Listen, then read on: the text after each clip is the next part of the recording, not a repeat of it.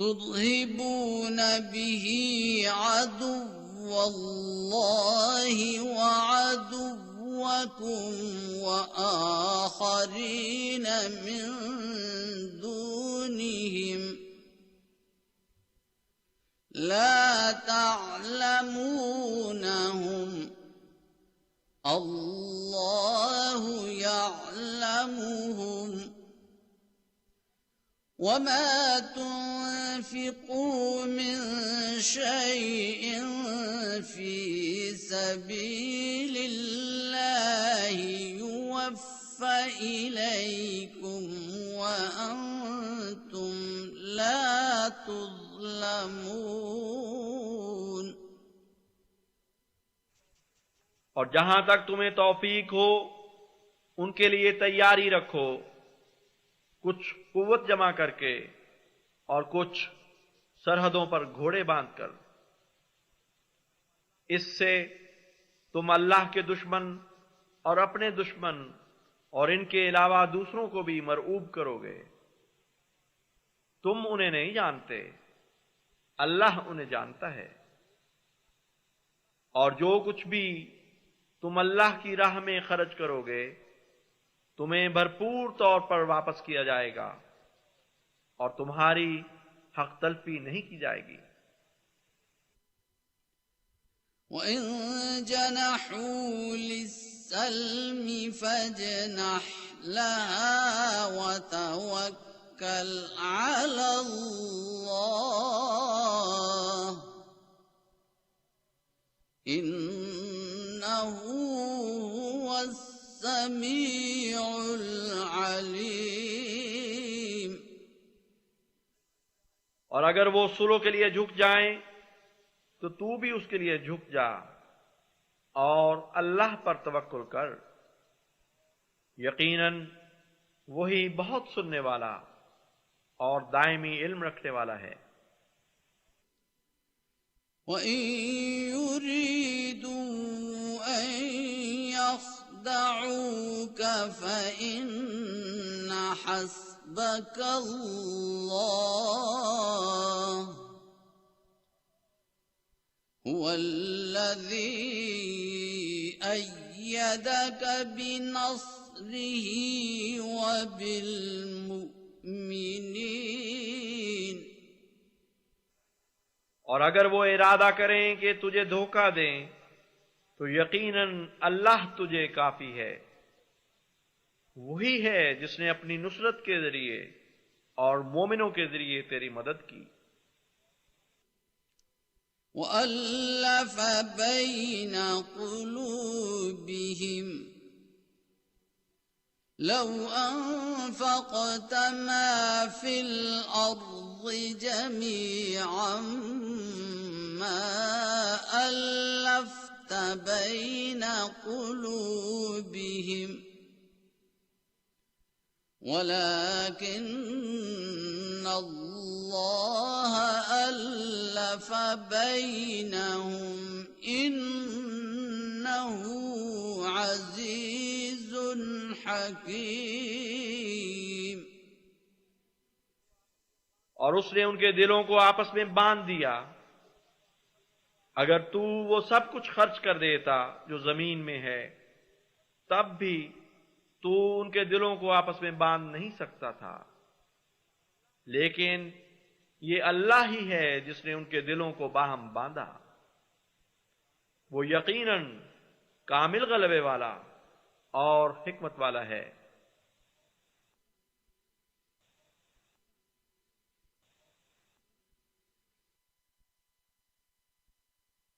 بسم اللہ الرحمن الرحیم. السلام علیکم ورحمۃ اللہ وبرکاتہ. سامعین کرام، پروگرام ریڈیو احمدیہ پہ عطا القدوس طاہر آپ کو خوش آمدید کہتا ہے. ریڈیو احمدیہ آپ کی خدمت میں ہر اتوار کی رات 9 سے 11 بجے کے درمیان FM 100.7 پہ پیش کیا جاتا ہے. اگر آپ ہمارا یہ پروگرام ریڈیو احمدیہ انٹرنیٹ پہ سننا چاہیں تو اس کے لیے ہماری ویب سائٹ کا پتہ ہے www.voiceofislam.ca، اور اس ویب سائٹ پہ آپ کو ہمارے گزشتہ پروگرامز کی ریکارڈنگز بھی مل سکتی ہیں. سامعین کرام، پروگرام ریڈیو احمدیہ کا مقصد ایک خوشگوار ماحول میں آپ کے سامنے احمدیت یعنی حقیقی اسلام کی تعلیمات اور عقائد، قرآن کریم اور نبی کریم آخر الزماں حضرت محمد مصطفیٰ صلی اللہ علیہ وسلم کی احادیث مبارکہ کی روشنی میں پیش کرنا ہے۔ اور اس حوالے سے ہمارے ساتھ جماعت احمدیہ کے کوئی نمائندہ موجود ہوتے ہیں جو آپ کے سامنے کسی خاص موضوع پر ابتدائی کلمات پیش کرتے ہیں، اور پھر سامعین کرام آپ کو دعوت دی جاتی ہے کہ آپ پروگرام ریڈیو احمدیہ میں بذریعہ فون یا ای میل شامل ہوں، اپنے سوالات پیش کریں اور ہمارے معزز مہمانان گرامی ان سوالات کے جوابات دیتے ہیں۔ پروگرام میں شامل ہونے کے لیے ہمارا فون نمبر نوٹ فرما لیں: 416-410-6522 416-410-6522۔ اور سامعین کرام، اگر آپ پروگرام میں بذریعہ ای میل شامل ہونا چاہیں تو اس کے لیے ہماری آئی ڈی ہے QA یعنی کوشچن آنسر @voiceofislam.ca، QA یعنی کوشچن آنسر @voiceofislam.ca۔ سامعین کرام، پروگرام میں آج ہمارے ساتھ دو مہمانان گرامی موجود ہیں، جناب محمد موسیٰ صاحب اور جناب عبد النور عابد صاحب۔ خاکسار آپ دونوں حضرات کا پروگرام میں خوش آمدید کہتا ہے، اور السلام علیکم ورحمۃ اللہ وبرکاتہ۔ وعلیکم السلام ورحمۃ اللہ وبرکاتہ۔ سامعین کرام، آپ کو بتاتے چلیں کہ جناب محمد موسیٰ صاحب اور عبد النور عابد صاحب کافی عرصے سے ریڈیو احمدیہ سے وابستہ ہیں اور جامعہ احمدیہ نارتھ امریکہ میں شعبہ تدریس سے وابستہ ہیں، اور پروگرام ریڈیو احمدیہ کی اس سیریز میں آپ تحریرات حضرت بانی جماعت احمدیہ حضرت مرزا غلام احمد صاحب قادیانی مسیح موعود علیہ الصلوۃ والسلام ان کا تعارف پیش کرتے ہیں۔ اور آج کے پروگرام کا آغاز ہم جناب محمد موسیٰ صاحب سے کریں گے۔ جی موسیٰ صاحب، آج آپ کس کتاب کا تعارف پیش کرنا چاہیں گے؟ جی، بسم اللہ الرحمن الرحیم۔ سامعین کرام، آج کے لیے جس کتاب کا ہم نے انتخاب کیا ہے وہ اس کتاب کا نام براہین احمدیہ ہے۔ اس کی 5 جلدیں ہیں، 5 حصے ہیں جو شائع ہوئیں۔ اس کتاب کا کچھ بھی تعارف بیان کرنے سے پہلے میں یہ مناسب سمجھوں گا کہ حضرت اقدس مسیح موعود علیہ الصلوۃ والسلام نے جو خود اس کتاب کا ایک تعارف پیش کیا اور اس کا ایک پس منظر بیان فرمایا اور اس کتاب کی اہمیت کا ذکر فرمایا، وہ میں آپ کے سامنے میں رکھ دیتا ہوں۔ حضرت اقدس مسیح موعود علیہ الصلوۃ والسلام فرماتے ہیں 1864 یا 1865 عیسوی میں، یعنی اسی زمانے کے قریب کہ جب یہ ضعیف اپنی عمر کے پہلے حصے میں ہنوز تحصیل علم میں مشغول تھا، جناب خاتم الانبیاء صلی اللہ علیہ وسلم کو خواب میں دیکھا، اور اس وقت اس عاجز کے ہاتھ میں ایک دینی کتاب تھی کہ جو خود اس عاجز کی تالیف معلوم ہوتی تھی۔ حضرت صلی اللہ علیہ وآلہ وسلم نے اس کتاب کو دیکھ کر عربی زبان میں پوچھا کہ تو نے اس کتاب کا کیا نام رکھا ہے؟ خاکسار نے عرض کیا کہ اس کا نام میں نے قطبی رکھا ہے، جس نام کی تعبیر اب اس اشتہاری کتاب کی تالیف ہونے پر یہ کھلی کہ وہ ایسی کتاب ہے جو قطب ستارے کی طرح غیر متزلزل اور مستحکم ہے، جس کے کامل استحکام کو پیش کر کے 10,000 روپیہ کا اشتہار دیا گیا ہے۔ غرض حضرت صلی اللہ علیہ وآلہ وسلم نے وہ کتاب مجھ سے لے لی، یعنی رویا میں وہ کتاب مجھ سے لے لی، اور جب وہ کتاب حضرت اقدس حضرت مقدس نبوی کے ہاتھ میں آئی تو جناب کا ہاتھ مبارک لگتے ہی ایک نہایت خوش رنگ اور خوبصورت میوہ بن گئی کہ جو امرود سے مشابہ تھا مگر بقدر تربوز تھا۔ حضرت صلی اللہ علیہ وآلہ وسلم نے جب اس میوے کو تقسیم کرنے کے لیے کاش کرنا چاہا تو اس قدر اس میں سے شہد نکلا کہ جناب کا ہاتھ مبارک مرفق تک شہد سے بھر گیا۔ تب ایک مردہ کہ جو دروازے سے باہر پڑا تھا حضرت صلی اللہ علیہ وآلہ وسلم کے معجزے سے زندہ ہو کر اس عاجز کے پیچھے کھڑا ہوا، اور یہ عاجز حضرت صلی اللہ علیہ وآلہ وسلم کے سامنے کھڑا تھا جیسے ایک مستغیث حاکم کے سامنے کھڑا ہوتا ہے، اور حضرت صلی اللہ علیہ وآلہ وسلم بڑے جاہ و جلال اور حاکمانہ شان کے سے ایک زبردست پہلوان کی طرح کرسی پر جلوس فرما رہے تھے۔ پھر خلاصہ کلام یہ کہ ایک کاش حضرت صلی اللہ علیہ وآلہ وسلم نے مجھ کو اس غرض سے دی کہ تا میں اس شخص کو دوں کہ جو نئے سرے زندہ ہوا اور باقی تمام کاشیں میرے دامن میں ڈال دیں، اور وہ ایک کاش میں نے اس نئے زندہ کو دے دی اور اس نے وہیں کھا لی۔ پھر جب وہ نیا زندہ اپنی کاش کھا چکا تو میں نے دیکھا کہ حضرت صلی اللہ علیہ وآلہ وسلم کی کرسی مبارک اپنے پہلے مکان سے بہت اونچی ہو گئی، اور جیسے آفتاب کی کرنیں چھوٹتی ہیں ایسا ہی حضرت کی پیشانی مبارک سے متواتر چمکنے لگی کہ جو دین اسلام کی تازگی اور ترقی کی طرف اشارت تھی۔ تب اسی نور کے مشاہدے کرتے کرتے آنکھ کھل گئی، والحمدللہ علی ذالک۔ حضور نے فرمایا کہ یہ وہ خواب ہے کہ تقریباً 200 آدمی کو انہی دنوں میں سنائی گئی تھی، جن میں سے 50 یا کم و بیش ہندو بھی ہیں، کہ جو اکثر ان میں سے ابھی تک صحیح و سلامت ہیں، اور وہ تمام لوگ خوب جانتے ہیں کہ اس زمانے میں براہین احمدیہ کی تالیف کا بھی نام و نشان نہ تھا، اور نہ یہ مرکوز خاطر تھا کہ کوئی دینی کتاب بنا کر اس کے استحکام اور سچائی ظاہر کرنے کے لیے 10,000 روپے کا اشتہار دیا جائے۔ لیکن ظاہر ہے کہ اب وہ باتیں جن پر خواب دلالت کرتی ہے کسی قدر پوری ہو گئیں، اور جس قطبیت کے اسم سے اس وقت کی خواب میں کتاب کو موسوم کیا گیا تھا، اسی قطبیت کو اب مخالفوں کے مقابل پر بوادہ انعام کثیر پیش کر کے حجت اسلام ان پر پوری کی گئی، اور جس قدر اجزاء اس خواب کے ابھی تک ظہور میں نہیں آئے، ان کے ظہور کا سب کو منتظر رہنا چاہیے کہ آسمانی باتیں کبھی ٹل نہیں سکتی۔ تو سامعین کرام، یہ جو رویا حضرت اقدس مسیح موعود علیہ الصلوۃ والسلام نے دیکھی، جس میں رسول کریم صلی اللہ علیہ وآلہ وسلم کی زیارت ہوئی، اور رسول کریم صلی اللہ علیہ وآلہ وسلم نے خود اس کتاب کا نام، اس تصنیف کا نام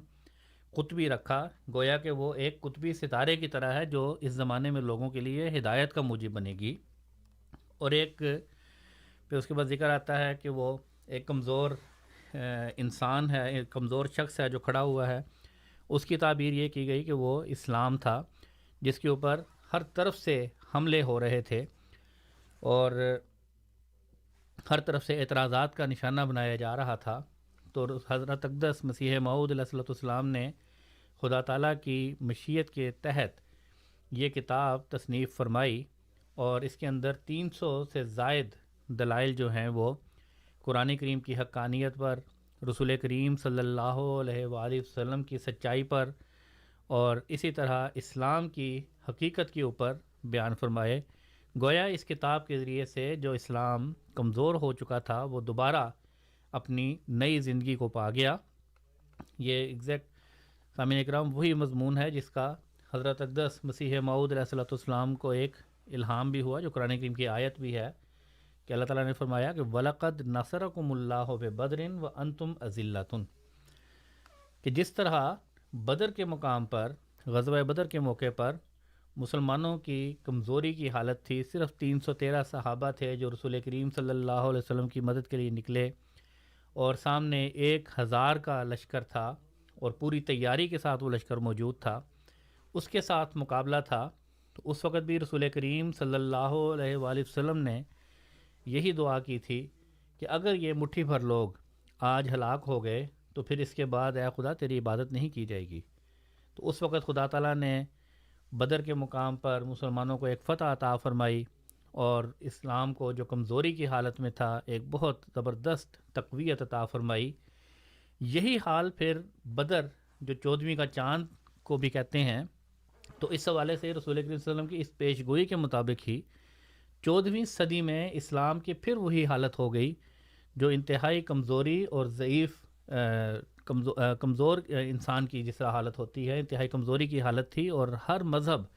کیا وہ عیسائی اور کیا وہ ہندو، وہ سب کے سب مسلمانوں پر حملہ آور تھے۔ اور اس وقت پھر خدا تعالیٰ نے اپنے اسی وعدے کے مطابق کہ وَلَقَدْ نَصَرَكُمُ اللَّهُ بِبَدْرٍ وَأَنْتُمْ أَذِلَّةٌ، کہ جس طرح اللہ تعالیٰ نے بدر کے مقام پر تمہاری مدد کی تھی، اسی طرح اللہ تعالیٰ پھر وہ دوبارہ مدد کرے گا۔ اور یہ عجیب بات ہے کہ اس کتاب کا نام بھی جو رسول کریم صلی اللہ علیہ وسلم نے رکھا وہ اجرام فلکی میں سے ہی ایک قطب ستارے کے نام پر رکھا جو ہدایت دینے والا ہے۔ جس طرح چاند کے ذریعے سے روشنی پھیلتی ہے، اسی طرح قطبی ستارے کے ذریعے سے بھی روشنی پھیلتی ہے۔ تو یہ وہ کتاب ہے جس کا آج ہم تعارف پیش کریں گے، اور اس میں سے مختلف وقت کی مناسبت سے اس کا پس منظر بھی آپ کے سامنے رکھیں گے، اور اس وقت کیا صورتحال تھی، اور اسی طرح ہم اس میں سے مختلف جو حضور نے دلائل دیے ہیں قرآن کریم کی صداقت کے متعلق، یا پھر رسول کریم صلی اللہ علیہ وسلم کے مطابق بھی، کہ رسول اللہ علیہ وسلم کی سچائی بیان کرنے کے لیے بھی اور اسلام کی حقانیت کے لیے بھی، تو اس میں سے چیدہ ہم چند اقتباسات بھی آپ کے سامنے رکھیں گے۔ لیکن پھر بھی میں سامعین کرام کو یہ دعوت دیتا ہوں کہ اس کتاب کو خود بھی پڑھیں، اور ہم انشاءاللہ تعالیٰ آگے جا کر یہ بھی ذکر کریں گے کہ بہت سے لوگوں نے اس زمانے میں، بہت سے لوگ اس کتاب کی وجہ سے ہدایت پا کر مسیح موعود کو ماننے والے بنے،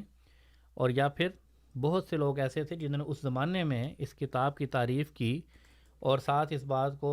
کا اقرار کیا کہ بہرحال اسلام کو ایک نئی زندگی جو ہے وہ اس کتاب کے ذریعے سے ملی ہے۔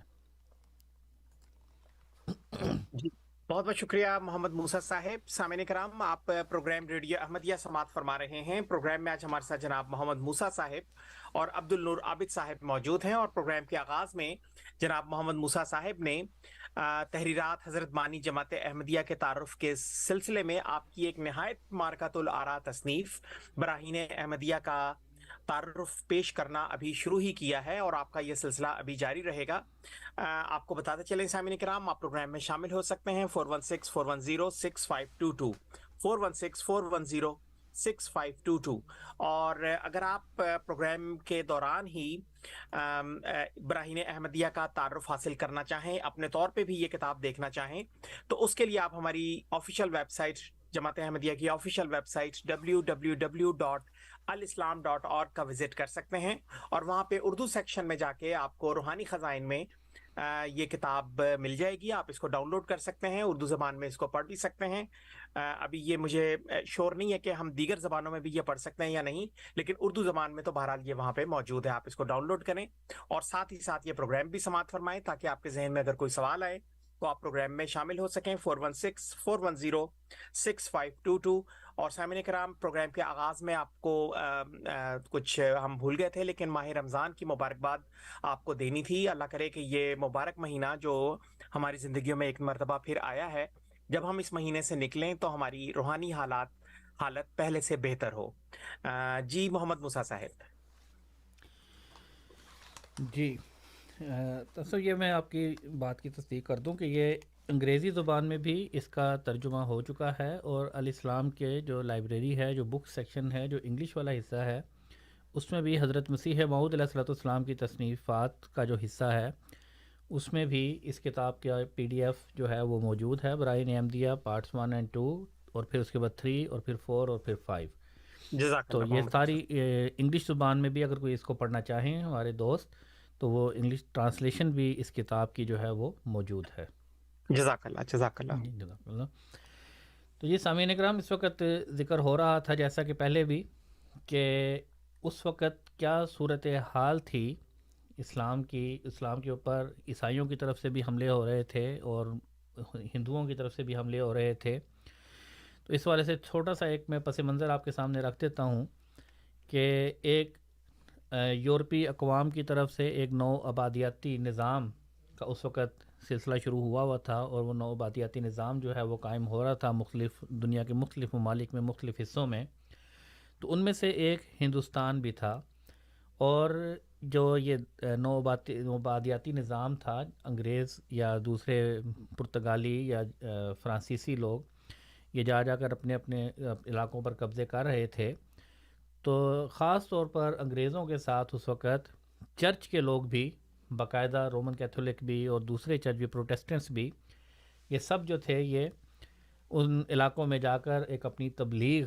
کا ذریعہ کر رہے تھے، اور حضرت اقدس مسیح موعود علیہ السلام کے زمانے سے کچھ پہلے، حضرت مسیح السلام کی پیدائش جو ہے وہ 1835 میں ہوتی ہے، اور تقریباً 19ویں صدی کا آغاز جو بنتا ہے، اور 18ویں صدی کا اختتام، اس دور میں عیسائی مشنز کی طرف سے، عیسائی پادریوں کی طرف سے ایک بہت بڑی یلغار جو ہے وہ ہندوستان کے علاقے پر ہوئی، اور بہت سے لوگوں نے عیسائیت کو قبول کرنا شروع کر دیا۔ بعض چیزیں آتی ہیں، بعض ہمیں اعداد و شمار بھی ملتے ہیں کہ ہزاروں سے ایک سال کے اندر اندر لاکھوں کی تعداد میں مسلمان بھی جو ہیں وہ بھی عیسائیت میں داخل ہونا شروع ہو گئے. اور پھر عیسائیوں کی دیکھا دیکھی اس وقت جو ہندو دھرم والے تھے، جن کے اندر تبلیغ کا کوئی طریقہ کار ہی نہیں تھا یا تبلیغ کرنے کا تصور ہی نہیں تھا، ان میں بھی مختلف جو ہیں وہ تحریکات اٹھ گئیں، جن میں سے ایک تحریک آریہ سماج کی تھی. اور انہوں نے بھی یہ شوشہ چھوڑ دیا کہ چونکہ مسلمان اس خطۂ ارض پر قابض ہوئے تھے اور انہوں نے ہمارے ہندوؤں کو جو ہے وہ پکڑ دکڑ کر مسلمان بنایا تھا، تو اس لیے اب ہم ان کو دوبارہ شدھ کر رہے ہیں، یعنی ان کو پاک کر رہے ہیں اور دوبارہ ہندو مذہب میں داخل کر رہے ہیں. تو یہ اس وقت بر صغیر جو ہے وہ پورا مذہبی لحاظ سے ایک مذہبی جنگوں کا ایک اکھاڑا بنا ہوا تھا، اور ہر طرف سے جو حملہ تھا وہ اسلام کے اوپر تھا. اب عیسائیوں کی طرف سے ایک بہت زبردست دلیل ان کی طرف سے یہ دی جا رہی تھی کہ چونکہ مسلمانوں میں بھی یہ عقیدہ قائم ہو چکا تھا کہ عیسیٰ علیہ السلام جو ہیں وہ زندہ آسمان پر بیٹھے ہوئے ہیں، تو ان کی طرف سے یہ دلیل دی جاتی تھی کہ دیکھو کہ مسلمانوں کے لیے جو نبی ہیں ان کی تو وفات ہو چکی ہے، رسول کریم صلی اللہ علیہ وسلم تو زمین میں دفن ہیں، اور حضرت اقدس اور حضرت عیسیٰ علیہ السلام جو ہیں وہ تمہارے عقیدے کے مطابق بھی آسمان پر بیٹھے ہیں. تو اس سے اب یہ ایک مردہ نبی زیادہ بہتر ہے نعوذ باللہ من ذالک ان کے نزدیک، یا زندہ نبی زیادہ بہتر ہے؟ تو یہ ایک دلیل ان کے ہاتھ میں تھی جس کے ذریعے سے انہوں نے بہت ہی لوگوں کو بہت سے مسلمانوں کا جو ایمان لوٹنے میں ان کے کارگر ثابت ہوئی. اور اس کے لیے سب سے بڑی دلیل جو ہے وہ حضرت اقدس مسیح موعود علیہ السلام نے یہ بیان فرمائی کہ رسول کریم صلی اللہ علیہ وآلہ وسلم کی جو مقام ہے وہ ایسا نہیں کہ آپ ٹھیک ہے ظاہری طور پر تو آپ کی وفات ہو گئی، لیکن آپ کی وفات نہیں ہوئی، آپ ایک مردہ نبی نہیں ہیں، بلکہ آپ کا فیضان آج بھی جاری ہے. جیسا کہ بھی آپ کے سامنے جو اقتباس میں نے شروع میں پڑھا تھا سلسلہ قبر آئین افجع کے متعلق، اس میں بھی حضور نے بے شمار 2-3 جگہ پر رسول کریم صلی اللہ علیہ وآلہ وسلم کو جب مخاطب فرمایا تو وہاں پر خاتم الانبیاء کے لفظ استعمال کیے ہیں، خاتم النبیین کے لفظ استعمال کیے ہیں. تو ختم نبوت جو ہے اصل حقیقت ہی یہ ہے کہ وہ رسول کریم صلی اللہ علیہ وآلہ وسلم کو زندہ کرتی ہے، نہ کہ رسول کریم صلی اللہ علیہ وسلم کی نبوت کو ختم کرنے والی ہے. اور دوسری پھر بعد میں جا کر جیسا کہ ثابت بھی ہوا کہ حضرت عیسیٰ علیہ السلام کی جو وفات ہے جب وہ ثابت ہو گئی تو پھر عیسائی جو ہیں وہ اس کا مقابل پر نہیں آ سکے، اور قرآن کریم کے اوپر جو ان کی طرف سے اعتراضات کیے گئے اس والے سے بھی حضرت اقدس مسیح موعود علیہ السلام نے دفاع میں نکلے اور مقابل پر بلایا تمام مذاہب کو کہ دیکھو تم اپنی کتاب سے تم نے دعویٰ کرنا ہے اور وہیں سے دلیل دینی ہے، اور پھر یہ ثابت کرنا ہے کہ تمہاری کتاب جو ہے وہ قرآن کریم سے بہتر ہے. قرآن کریم کی ایک بڑی خوبی حضرت اقدس مسیح موعود علیہ السلام نے یہاں پر لوگوں کے سامنے رکھی کہ دیکھو قرآن کریم اگر کسی بات کا دعویٰ کرتا ہے تو اس کی دلیل بھی ساتھ ہی لے کر آتا ہے. تو یہ ایک کامل اور مکمل کتاب ہے. اسی طرح رسول کریم صلی اللہ علیہ وآلہ وسلم کے فیضان کے متعلق بھی یہی ذکر ملتے ہیں. تو یہ اس طرح کی دلائل سے یہ کتاب جو ہے یہ بھری پڑی ہے، جن کا انشاءاللہ تعالی ہم آگے ذکر کرتے رہیں گے. اب میں کچھ عبد النور صاحب کی طرف کرتے ہیں، ہم انشاءاللہ تعالی وہ بھی آپ کے سامنے بیان کریں گے. جی بہت بہت شکریہ محمد موسیٰ صاحب. جی عبد النور رابط صاحب اگر آپ اسی سلسلے کو مزید آگے لے کے جانا چاہیں. جی جزاکم اللہ احسن الجزاء. سامعین کی خدمت میں ہم مختلف حوالے اور مختلف باتیں پیش کرتے رہتے ہیں. اصل میں بات یہ ہے کہ نبی اکرم صلی اللہ علیہ وسلم کی وفات کے بعد جو نبی اکرم صلی اللہ علیہ وسلم نے پیشگوئیاں فرمائیں وہ بین ہی اس زمانے میں پوری ہوتی ہیں. اور مسیح موعود علیہ السلام کا زمانہ دیکھیں یا اس سے کچھ عرصہ پہلے کا زمانہ دیکھیں تو ہمیں یہ نظر آتا ہے کہ اسلام کا جو حقیقی دفاع ہے وہ کوئی ایک بھی مرد مجاہد ایسا نہیں تھا جس نے پوری طرح اس میدان کارزار میں اپنا حصہ ڈالا ہو. کچھ نہ کچھ تھوڑی بہت کوششیں کہیں نہ کہیں سے آوازیں اٹھتی رہی ہیں، مگر اسلام کا دفاع کرنا اور غیر مذاہب کے حملوں کو بری طرح ان کو پامال کرنا اور ان کو شکست فاش دینا، یہ ایک شخص کا نام آتا ہے جو حضرت مرزا غلام احمد صاحب آف قادیان تھے. اور حضرت مسیح موعود علیہ السلام نے سامعین جس طرح اس وقت چاہے ہمارے جو مخالفین ہیں وہ ہمیں کافر بھی کہہ لیں یا ہمیں جھوٹا کہہ لیں، لیکن حقیقت جو ہے وہ کبھی بھی نہیں چھپ سکتی. بات یہی ہے کہ جس طرح کے وہ حملے تھے اور جس طرح اس زمانے میں حالات ہو چکے تھے مسلمانوں کے، کوئی ایک بھی ایسا نظر نہیں آتا تھا جو مسلمانوں کا درد رکھتا ہو اس لحاظ سے کہ ان کی عملی طور پر کوئی مدد کرے۔ اس کی ایک وجہ سامعین یہ تھی کہ جو راستہ خدا تعالیٰ کی طرف سے آتا ہے وہ ان کو چھوڑ بیٹھے تھے، اور ظاہری اسباب اور ظواہر کی طرف زیادہ رجحان تھا، اور خدا تعالیٰ اور اس کی عبادت اور اس کے نتیجے میں خدا تعالیٰ کی محبت میں سرشار ہو کر یا خدا تعالیٰ کی تائید سے جو کام ہو سکتے تھے وہ ان کے شامل حال نہیں رہے، اور ان کی وجہ بڑی سادی تھی، وہ یہ کہ ان کا خدا سے تعلق اس طرح مضبوط نہ تھا۔ بس حضرت مسیح موعود علیہ الصلوۃ والسلام نے حضرت نبی اکرم صلی اللہ علیہ وسلم کی پیشگوئیوں کے مطابق اور خدا تعالیٰ کی تائید سے جب اس میدان میں قدم رکھا ہے تو غیر بھی یہ کہنے پر مجبور ہو گئے تھے کہ حضرت مرزا صاحب نے جس طرح اسلام کا دفاع کیا ہے اس سے پہلے حقیقتاً کوئی اور نہ کر سکا۔ چنانچہ دو حوالے میں آپ کے سامنے پیش کرتا ہوں۔ ایک حوالہ ہے مولوی نور محمد صاحب نقشبندی چشتی مالک دلی کے ہیں، یہ کہتے ہیں کہ یہ دباچہ ہے سامعین، ترجمہ مولوی اشرف علی تھانوی صاحب کا، اس کے اوپر یہ درج ہے۔ لکھتے ہیں کہ ولایت کے انگریزوں نے روپے کی بڑی مدد کی اور آئندہ کی مدد کے مسلسل وعدوں کا اقرار لے کر ہندوستان میں داخل ہو کر برا تلاطم برپا کیا۔ یہ ابھی اس کا ایک حوالہ محترم موسیٰ صاحب نے بھی پڑھا ہے کہ کس طرح عیسائی جو تھے مکمل ساز و سامان کے ساتھ، روپے پیسے کے ساتھ آئے تھے، اور بلکہ ایک ہمارے پاس موجود بھی ہے جس میں لکھا ہے کہ معاملہ یہ تھا کہ 1851 میں عیسائیوں کی تعداد ہندوستان میں 91,000 تھی، اور ایگزیکٹ 30 سال کے بعد یہ تعداد 4,70,000 ہو گئی تھی۔ تو یہی وہ باتیں تھیں جب، اور یہی وہ دور تھا سامعین جب حضرت مسیح موعود علیہ الصلوۃ والسلام نے یہ کتاب خاص طور پہ جس کی ہم بات کر رہے ہیں براہین احمدیہ وہ تالیف کی تھی۔ تو حوالہ کچھ اس طرح سے ہے جس کا میں پہلے ذکر کر رہا تھا، اسی کا تسلسل جاری ہے۔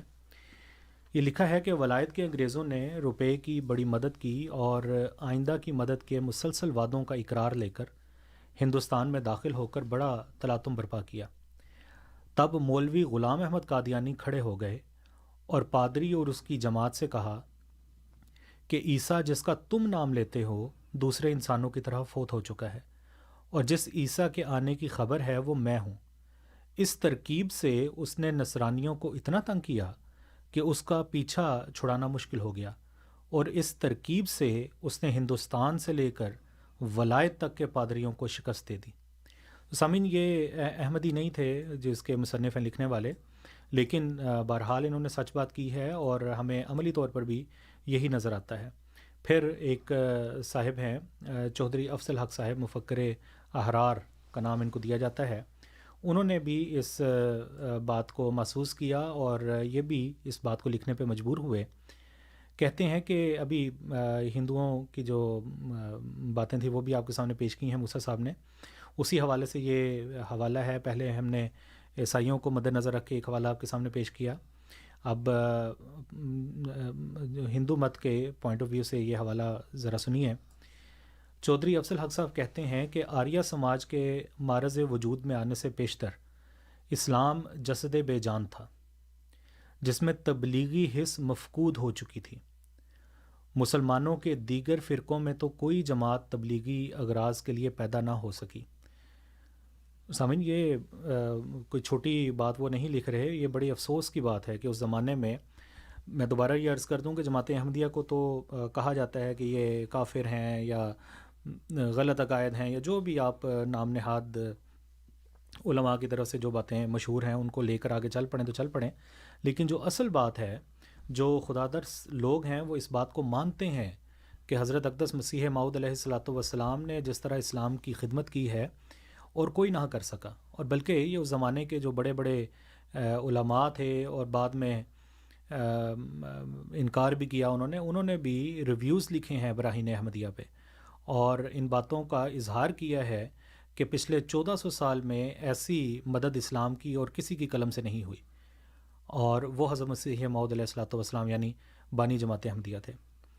تو کہتے ہیں کہ مسلمانوں کے دیگر فرقوں میں تو کوئی جماعت تبلیغی اغراض کے لیے پیدا نہ ہو سکی، ہاں ایک دل مسلمانوں کی غفلت سے مضطرب ہو کر اٹھا،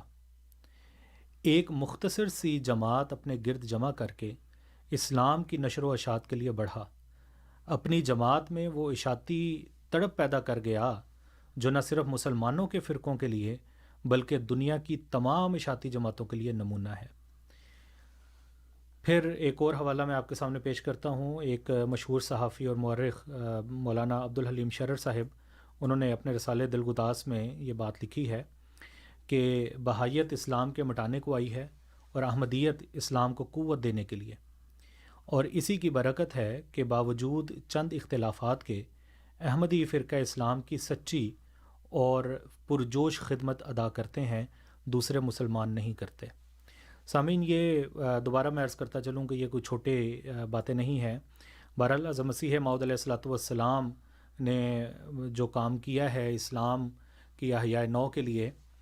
وہ یقیناً اس لائق تھا کہ اس کی تعریف کی جاتی۔ اور براہین احمدیہ کا اگر آپ کچھ پڑھیں، یعنی کہ اگر اس کا ٹائٹل صفحہ بھی پڑھیں تو آپ کو یہی نظر آئے گا کہ یہ کتاب حقیقت بیان کرتی ہے یا سچائی بیان کرتی ہے کتاب اللہ یعنی قرآن کریم کی، اور حضرت صلی اللہ علیہ وآلہ وسلم کی نبوت کی سچائی کو ظاہر کرتی ہے۔ تو یہ وہ مقصد ہے، یا یہ دو پوائنٹ ہیں یا دو نقطے ہیں جن کے گرد یہ کتاب گھومتی ہے۔ ایک اور حوالہ بھی آپ کے سامنے پیش کر دوں، اس زمانے کی عکاسی کرتا ہے۔ مولانا شبلی کہتے ہیں کہ ہر طرف سے صدائیں آ رہی ہیں کہ پھر ایک نئے علم کلام کی ضرورت ہے۔ آج بدیہات اور تجربہ کا سامنا ہے، اور یہ جو آوازیں ان کو آ رہی ہیں اس سے مراد یہ ہے کہ کوئی بھی ایسا ان کو بطل جلیل نظر نہیں آتا جو اسلام کی اس طرح خدمت کر سکتا۔ کہتے ہیں کہ ہر طرف سے صدائیں آ رہی ہیں، پھر ایک نئے علم کلام کی ضرورت ہے۔ آج بدیہات اور تجربات کا سامنا ہے، اس لیے اس کے مقابلے میں محض قیاسیات، عقلی اور احتمال آفرینیوں سے کام نہیں چل سکتا۔ یہ علامہ شبلی نعمانی جو بڑے مشہور ہستی ہیں، ان کی کتاب علم الکلام اور الکلام جو لاہور سے چھپی 2003 صفحہ 17 پہ یہ حوالہ پڑھا جا سکتا ہے۔ جی صاحب، اب یہاں پر بعض چیزیں وہ بھی بیان کر دیں کہ کتاب کا متن کیا کہتا ہے۔ جی، ایک تو یہ ہے کہ دعویٰ ہو گیا، دعویٰ تو سارے کر سکتے ہیں، لیکن ہم ابھی تھوڑی سی نظر چند ایک جو کتاب کے اندر اقتباسات موجود ہیں کہ کس طرح حضرت اقدس مسیح موعود السلام نے دلائل بیان کیے، کچھ اقتباسات وہ ہم آپ کے سامنے رکھتے ہیں۔ اور یہ کال ہے میرا خیال ہے۔ جی السلام جی، ہمارے ساتھ ایک کالر اس وقت موجود ہیں، پہلے ان کا سوال لے لیتے ہیں۔ جی امید ہے کہ وہ موضوع کے حوالے سے ہی ہوگا۔ جی، مظہر بیگ صاحب ہمارے ساتھ موجود ہیں۔ مظہر صاحب السلام علیکم۔ جناب السلام علیکم۔ وعلیکم السلام جی سر۔ اچھا، میں کوئک ون سوال پوچھتا ہوں۔ آپ یہ کہتے ہیں کہ بڑی خدمت کی احمدیہ جماعت میں، ویسے کیسے آپ کے ممبر سے بھی بول رہے ہیں یا آپ بھی یہاں پر جو تقریر کر رہے ہیں، 90% تو آپ کا حصہ ہوتا ہے کہ مرزا صاحب کی آپ جو تھا نا وہ ویلیڈیٹی کو ہی بس ثابت کر رہے ہوتے ہیں۔ آئی ڈو ناٹ نو کون سا اسلام کا وہ حصہ ہے جو آپ لوگ تبلیغ میں بیان کرتے ہیں، اور آپ کہتے ہیں اور کوئی تبلیغی جماعتیں نہیں ہیں، جبکہ میں نے خود بھی ایک تبلیغی جماعت کو اٹینڈ کیا تھا۔ بڑا اچھا ان کا کریکلم ہوتا ہے، بڑا اچھا بیان کرتے۔ تو آپ کا کون سا ایسا وہ نئی چیز لاتے ہیں یا بتاتے ہیں لوگوں کو جو بھول گئی ہے، لوگوں کو پتہ نہیں ہے، یا کہ اگر مسلم ووٹ نہیں بتا سکتے؟ بالکل ٹھیک ہے مظہر بیگ صاحب، بہت بہت شکریہ مظہر صاحب، آپ پروگرام میں شامل ہوئے۔ آپ کے سوال کی طرف ابھی ہم آئیں گے، اور اس سوال کا جواب دینے کے لیے میں عبدالنور عابد صاحب سے گزارش کروں گا کہ وہ یہ مظہر بیگ صاحب کی تسلی کرواتے ہیں۔ اچھا جی، اس حوالے سے خاکسار ہی عرض کر دیتا ہے کہ پہلی بات تو یہ ہے کہ یہ جو کہتے ہیں کہ نئی چیز کیا بیان کر دی، ابھی اگر انہوں نے تمہید سنی ہو ساری، تو ان کے اپنے جو جن کا جماعت احمدیہ سے کوئی تعلق نہیں ہے، وہ اس وقت یہ باتیں بیان کر رہے ہیں کہ بھئی عیسائیت کی بھی یلغار ہو رہی ہے، ہندوازم کی بھی یلغار ہو رہی ہے، لیکن کوئی ایسا بطل جلیل نہیں جو ان کو جواب دینے والا ہو، ان کے مقابل پر آنے والا ہو۔ یہ کچھ عرصہ پہلے ARY نیوز کے اوپر چند سال پہلے پاکستانی ٹی وی چینل ہے، حالانکہ پاکستان میں تو بڑی ان کو مصیبت پڑ جاتی ہے کہ اگر کسی احمدی کا میڈیا پہ کوئی تعریفی رنگ میں ذکر آ جائے یا کوئی ایسی بات آ جائے. تو ایک پروگرام ہو رہا تھا، اس میں ڈاکٹر اسرار احمد بیٹھے ہوئے تھے اور جاوید اقبال صاحب، علامہ اقبال کے بیٹے تھے، وہ بیٹھے ہوئے تھے. تو ڈاکٹر اسرار احمد نے اس بات کا اعتراف کیا کہ اس زمانے میں مرزا غلام احمد صاحب قادیانی کے علاوہ اور کوئی شخص ایسا سامنے نہیں آیا کہ جس نے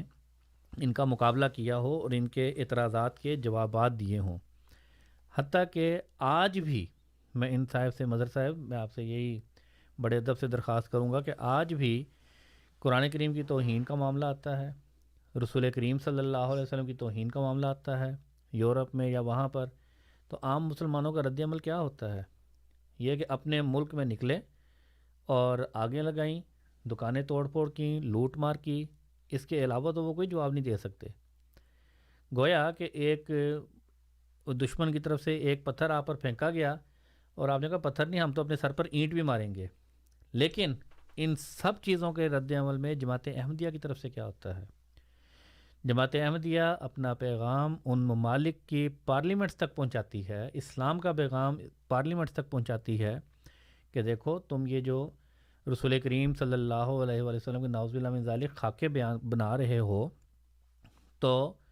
رسول کریم صلی اللہ علیہ وآلہ وسلم کا تو یہ مقام تھا. ابھی چند سال پہلے جب یہ خاکوں کا معاملہ شروع ہوا تو حضور انور ایدہ اللہ تعالیٰ ابن العزیز نے ہی ایک سلسلہ خطبات کا شروع کیا، جو خطبات اب مطبوعہ طور پر الاسلام پر موجود ہیں. اس میں بھی یہی چیز ہے، اسوہ رسول اور خاکوں کی اہمیت، ٹھیک ہے، خاکوں کی حقیقت. تو اس میں بھی یہ چیز کھول کر بیان کر دی کہ جو تم لوگ رسول کریم صلی اللہ علیہ وسلم کی توہین کرنا چاہتے ہو، دیکھو ہم یہ بیان کرتے ہیں کہ رسول کریم صلی اللہ علیہ وآلہ وسلم کا کیا مقام تھا، اور یہ مقام جو ہے وہ دوسرے نہیں بیان کر سکتے، دوسروں کی طرف سے کوئی ایسی بات نہیں ہے، کیونکہ ان کو رسول کریم صلی اللہ علیہ وسلم کا محبت تو ہے، عشق تو ہے، لیکن وہ صرف لفظی حد تک ہے، جذباتی لگاؤ ہے. لیکن ان کے دل سے پوچھا جائے، ان سے بات پوچھا جائے کہ وہ بات بیان بھی کر دو کہ رسول کریم صلی اللہ علیہ وسلم کا مقام کیوں ہے، کس وجہ سے ہے، تو وہ اس پہ بے شمار لوگ، اکثر لوگ قاصر رہتے ہیں. ایک اور بات میں یہاں پر عرض کرتا چلا جاؤں کہ حضرت اقدس مسیح موعود علیہ الصلوۃ والسلام نے جس طریق سے اسلام کا، قرآن کریم کا دفاع کیا اور ایک لٹریچر دیا دنیا کو جو روحانی خزائن کے نام سے شائع شدہ ہے، بعد میں آنے والے اکثر علماء جن کا جماعت احمدیہ سے تعلق نہیں ہے، وہ بھی اسی لٹریچر سے خوشہ چین ہیں، وہیں سے وہ چیزیں اخذ کرتے ہیں اور ان کو اپنے الفاظ میں بیان کر دیتے ہیں. یہ میں یہاں پر یہ بات چیلنج سے کہہ سکتا ہوں کہ کوئی ایسی صداقت جو اگر کسی غیر جماعت نے بھی بیان کی ہو تو اس میں سے بھی اکثر چیزیں وہی ہوں گی جن کی بنیاد ہمیں حضرت اقدس مسیح موعود علیہ الصلوۃ والسلام کی کتب میں مل جائے گی، یا حضرت اقدس مسیح السلام کی، یا آپ کے خلفاء کے لٹریچر میں وہ باتیں مل جائیں گی. ہم لوگوں نے بڑی دفعہ یہ باتیں سنی اور ثابت شدہ حقیقتیں ہیں کہ بہت سے مدرسوں میں،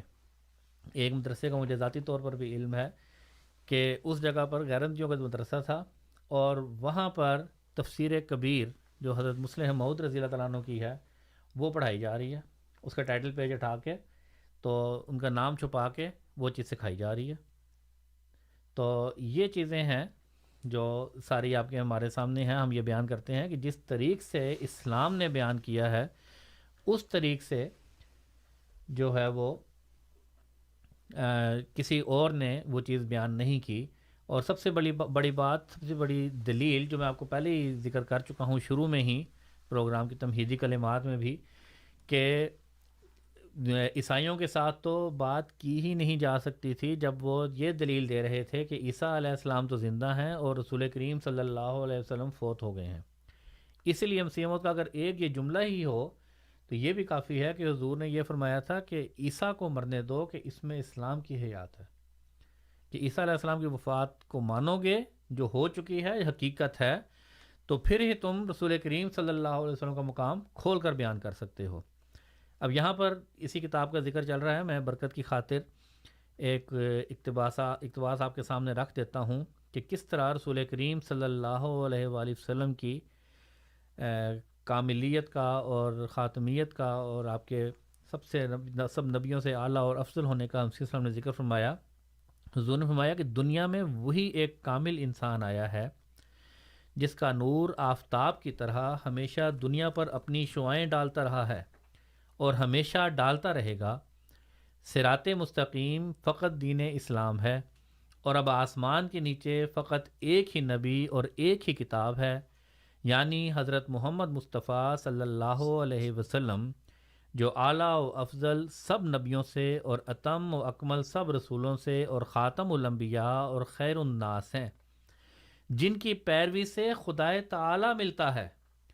اور ظلماتی پردے اٹھتے ہیں۔ سامعین اکرام، یہ بہت ایک بنیادی چیز ہے جو مسیح موعود علیہ السلام نے آگے سکھائی، جس کے ان کے آنے کی ضرورت تھی۔ وہ چیز کیا ہے کہ رسول کریم صلی اللہ علیہ وسلم کی جب پیروی کریں گے تو آپ باخدا انسان بن جائیں گے۔ تو کیا جو دیگر ہمارے لوگ ہیں جو تبلیغ کرتے ہیں، کیا وہ آپ دعویٰ کر سکتے ہیں کہ وہ باخدا انسان بن گئے اور خدا تعالیٰ نے ان سے کلام شروع کر دیا؟ مرزا صاحب نے یہ دعویٰ کیا کہ میں نے حضور صلی اللہ علیہ وآلہ وسلم کو پایا اور حضور وسلم کی جب پیروی کی کامل طور پر تو مجھ سے خدا تعالیٰ ہم کلام ہوا۔ اس سے جماعت احمدیہ سے باہر کوئی ایک فرقہ بھی اس بات کا قائل نہیں کہ خدا تعالیٰ کلام کر سکتا ہے۔ ہر کوئی اس چیز سے یعنی خدا تعالیٰ کی صفت کلام کو جو ہے وہ ختم کر چکا ہے۔ تو مسیح موعود علیہ السلام نے یہ بات آگے بیان فرمائی اور تجربے سے کر کے دکھائی کہ جس طرح خدا تعالیٰ مجھ سے کلام کرتا ہے، اسی طرح جو بھی رسول کریم صلی اللہ علیہ وآلہ وسلم کی سچی پیروی کرے گا، حقیقت میں پیروی کرے گا، خدا تعالیٰ اس سے ہم کلام بھی ہوگا، اور اس کو اور ہم کلام ہونے کے ذریعے جو ہیں وہ قرآن کریم نے اللہ تعالیٰ نے بیان فرمائے ہوئے ہیں کہ اللہ تعالیٰ بعض دفعہ واضح طور پر وحی بھی کرتا ہے، الہام بھی کرتا ہے، رویا اور کشوف کے ذریعے سے بھی بیان کرتا ہے۔ اور احمدیوں میں تو ہم بے شمار ایسی مثالیں ہمارے سامنے موجود ہیں کہ جن کے ساتھ خدا تعالیٰ ہم کلام ہوا اور ان کو خدا تعالیٰ نے انہوں نے خدا تعالیٰ کو پایا اور خدا تعالیٰ ان سے ہم کلام ہوا۔ تو حضور نے فرمایا کہ محمد یعنی حضرت محمد مصطفیٰ صلی اللہ علیہ وسلم،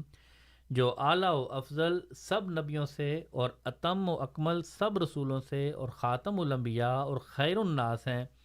جن کی پیروی سے خدائے تعالی ملتا ہے اور ظلماتی پردے اٹھتے ہیں اور اسی جہان میں سچی نجات کے آثار نمایاں ہوتے ہیں، اور قرآن شریف جو سچی اور کامل ہدایتوں اور تاثیروں پر مشتمل ہے، جس کے ذریعے سے حقانی علوم اور معارف حاصل ہوتے ہیں اور بشری آلودگیوں سے دل پاک ہوتا ہے، اور انسان جہل اور غفلت اور شبہات کے حجابوں سے نجات پا کر حق الیقین کے مقام تک پہنچ جاتا ہے۔ تو یہ چیز مسیح موعود علیہ الصلوۃ والسلام کے علاوہ یہ والا مضمون کسی اور نے بیان نہیں کیا کہ رسول کریم صلی اللہ علیہ وآلہ وسلم کی سچی پیروی کے نتیجے میں خدا تعالیٰ خود ہم کلام ہوتا ہے اور خدا تعالیٰ کے ساتھ ایک سچا تعلق انسان کا پیدا ہوتا ہے۔ اگر یہ بات درست ہے تو اس وقت ہمارے سامنے جتنی بھی امت مسلمہ ہے اس کی حالت جو ہے وہ ہمارے سامنے ہے، اور ہر کوئی امت مسلمہ کی اس حالت پر رو رہا ہے، آنسو بہا رہا ہے کہ امت مسلمہ مسلسل انحطاط کا شکار ہے۔ تو دراصل اس کی حقیقی وجہ بھی یہی ہے کہ انہوں نے جو اس زمانے میں جس کو خدا تعالیٰ نے خود مقرر فرمایا، امام بنایا، اس کا انکار کیا۔ ابھی گزشتہ خطبہ جمعہ میں بھی حضور انور اید اللہ تعالیٰ بن عزیز نے تمام احمدیوں کو اسی بات کی تحریک فرمائی ہے کہ امت مسلمہ کے لیے بھی، پاکستان کے لیے بھی، بنگلہ دیش کے لیے بھی، اور پھر تمام دنیا کے لیے بھی ان کی ہدایت کے لیے دعا کریں کہ امت مسلمہ کو یہ بات سمجھ آ جائے کہ جس کو خدا تعالیٰ نے مسیح بنا کر بھیجا ہے، اگر اس کو مانیں گے، اس کی باتوں پر عمل کریں گے، اس کی بیعت میں آئیں گے، تو پھر ہی اس وقت دنیا میں ان کو نجات مل سکتی ہے، ورنہ اسی طرح ہی ذلت کی طرف ہی امت مسلمہ کے قدم بڑھتے چلے جائیں گے۔ جی بہت بہت شکریہ محمد موسیٰ صاحب۔ سامعین کرام، آپ پروگرام ریڈیو احمدیہ سماعت فرما رہے ہیں۔ آپ کی خدمت میں یہ پروگرام ہر اتوار کی رات 9 بجے سے 11 بجے کے درمیان پیش کیا جاتا ہے۔ FM 100.7 اس کی فریکوینسی ہے، اور اگر آپ ہمارا یہ پروگرام انٹرنیٹ پہ سننا چاہیں تو اس کے لیے ہماری ویب سائٹ کا پتہ www.voiceofislam.ca، اس ویب سائٹ پہ آپ کو ہمارے گزشتہ پروگرامز کی ریکارڈنگز بھی مل سکتی ہے۔ اور سامعین کرام، ہمارا یہ پروگرام ریڈیو احمدیہ اس وقت یوٹیوب پہ بھی براہ راست سنا جا سکتا ہے، اور اس کے بعد آپ یوٹیوب پہ اس کی ریکارڈنگز بھی سن سکتے ہیں۔ سامعین کرام، پروگرام میں آج ہمارے ساتھ جناب محمد موسیٰ صاحب اور عبد النور عابد صاحب موجود ہیں۔ پروگرام کے آغاز میں آپ نے تحریرات حضرت بانی جماعت احمدیہ کے تعارف کے حوالے سے آپ کی ایک نہایت معروف اور مارکۃ الآراء تصنیف براہین احمدیہ کا تعارف پیش کرنا شروع کیا ہے، جس کی 4 جلدیں ہیں اور یہ روحانی خزائن کی جلد نمبر 1 میں شامل ہیں، اور جماعت احمدیہ کی آفیشیل ویب سائٹ www.alislam.org پہ آپ کو یہ اردو اور انگریزی دونوں زبانوں میں مل سکتی ہے، آپ پڑھ سکتے ہیں، اس کو ڈاؤن لوڈ کر سکتے ہیں۔ اسی کتاب کا تعارف ہماری آج کے پروگرام کا موضوع رہے گا۔ آپ پروگرام میں شامل ہو سکتے ہیں 416-410-6522 416-410-6522، اور اگر آپ پروگرام میں بذریعہ ای میل شامل ہونا چاہیں تو QA یعنی کوسچن آنسر @voiceofislam.ca QA یعنی کوسچن آنسر @voiceofislam.ca پہ آپ ہم سے رابطہ کر سکتے ہیں۔ ٹیلی فون لائن پہ اس وقت ہمارے ساتھ ظہیر صاحب موجود ہیں، ان کا سوال لیتے ہیں۔ ظہیر صاحب السلام علیکم۔ وعلیکم السلام۔ اچھا پروگرام جا رہا ہے ہمیشہ کی طرح۔ سوال پوچھنا تھا، ایک سورہ مائدہ کی آیت ہے 54 جس میں خدا تعالیٰ فرماتا ہے وہ لوگوں جو ایمان لائے ہو تم میں سے جو دین سے مرتد ہو جائے تو ضرور اللہ اس کے بدلے میں ایسی قوم لے آئے گا جس سے وہ محبت کرتا ہوگا، اس سے وہ محبت کرتے ہوں گے، اللہ محبت کرتا ہوگا۔ میں سوال یہ پوچھنا ہے کہ وہ قوم کیا، مطلب اگر آپ اس کو ایکسپلین کریں کسی کو تو کس طرح ایکسپلین کریں گے؟ کیا اللہ حضرت آدم کی طرح آسمان سے اتارے گا، ساری قوم کی قوم ایک نئی مخلوق بنائے گا، پھر اس میں انبیاء بھیجے گا؟ تو حضرت ٹھیک ہے جناب ظہیر صاحب، آپ نے آیت نمبر کیا بتائی ہے؟ 54 ٹھیک ہے سورہ مائدہ۔ ٹھیک ہے، یہ سوال میں فارورڈ کر دیتا ہوں۔ جی عبد النور عابد صاحب یا محمد موسیٰ صاحب، جو بھی ان میں سے سوال کا جواب ابھی دینا چاہیں یا آپ ریفرنس پہلے نکال لیں اس کے بعد دینا چاہیں، آپ کی مرضی۔ جی یہ انہوں نے سوال کیا ہے آیت کا، اور آیت میرے سامنے نکل رہی ہے،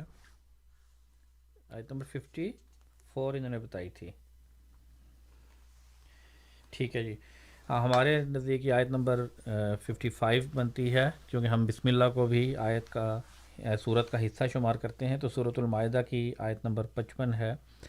اعوذ باللہ من الشیطان الرجیم، بسم اللہ الرحمن الرحیم، یا ایھا الذین آمنوا من یرتد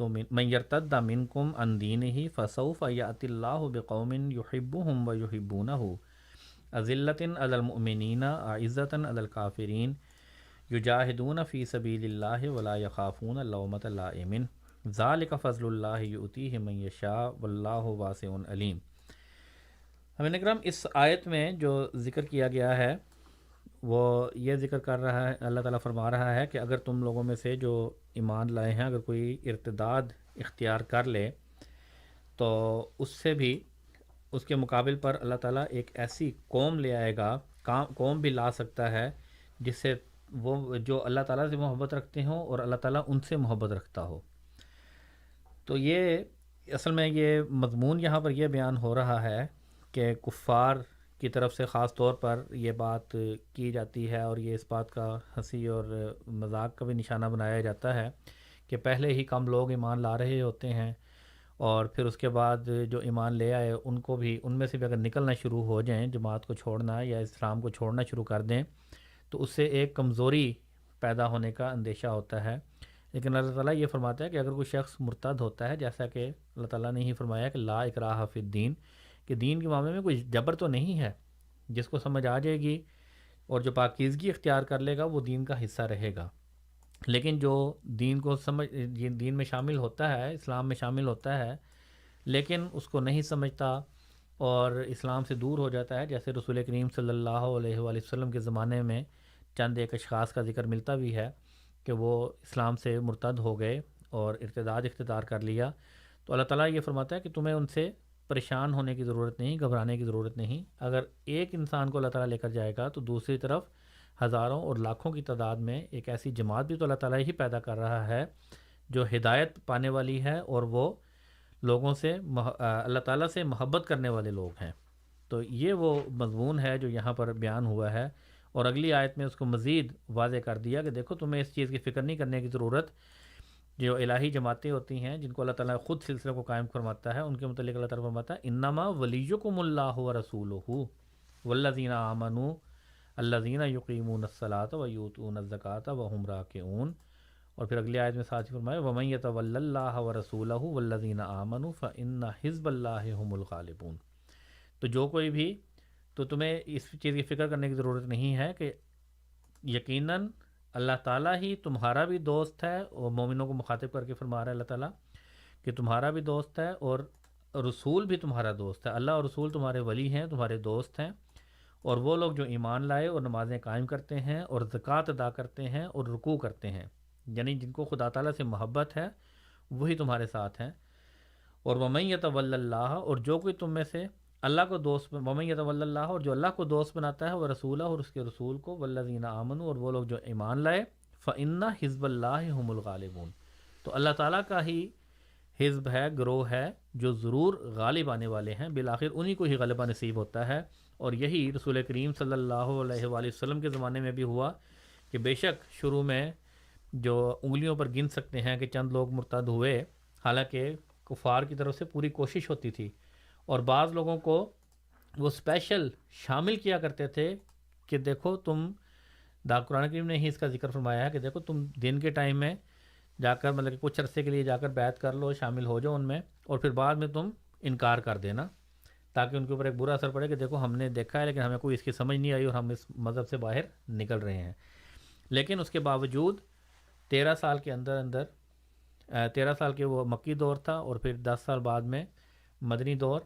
اور 21-22 سال کے اندر اللہ تعالیٰ نے کیسا غلبہ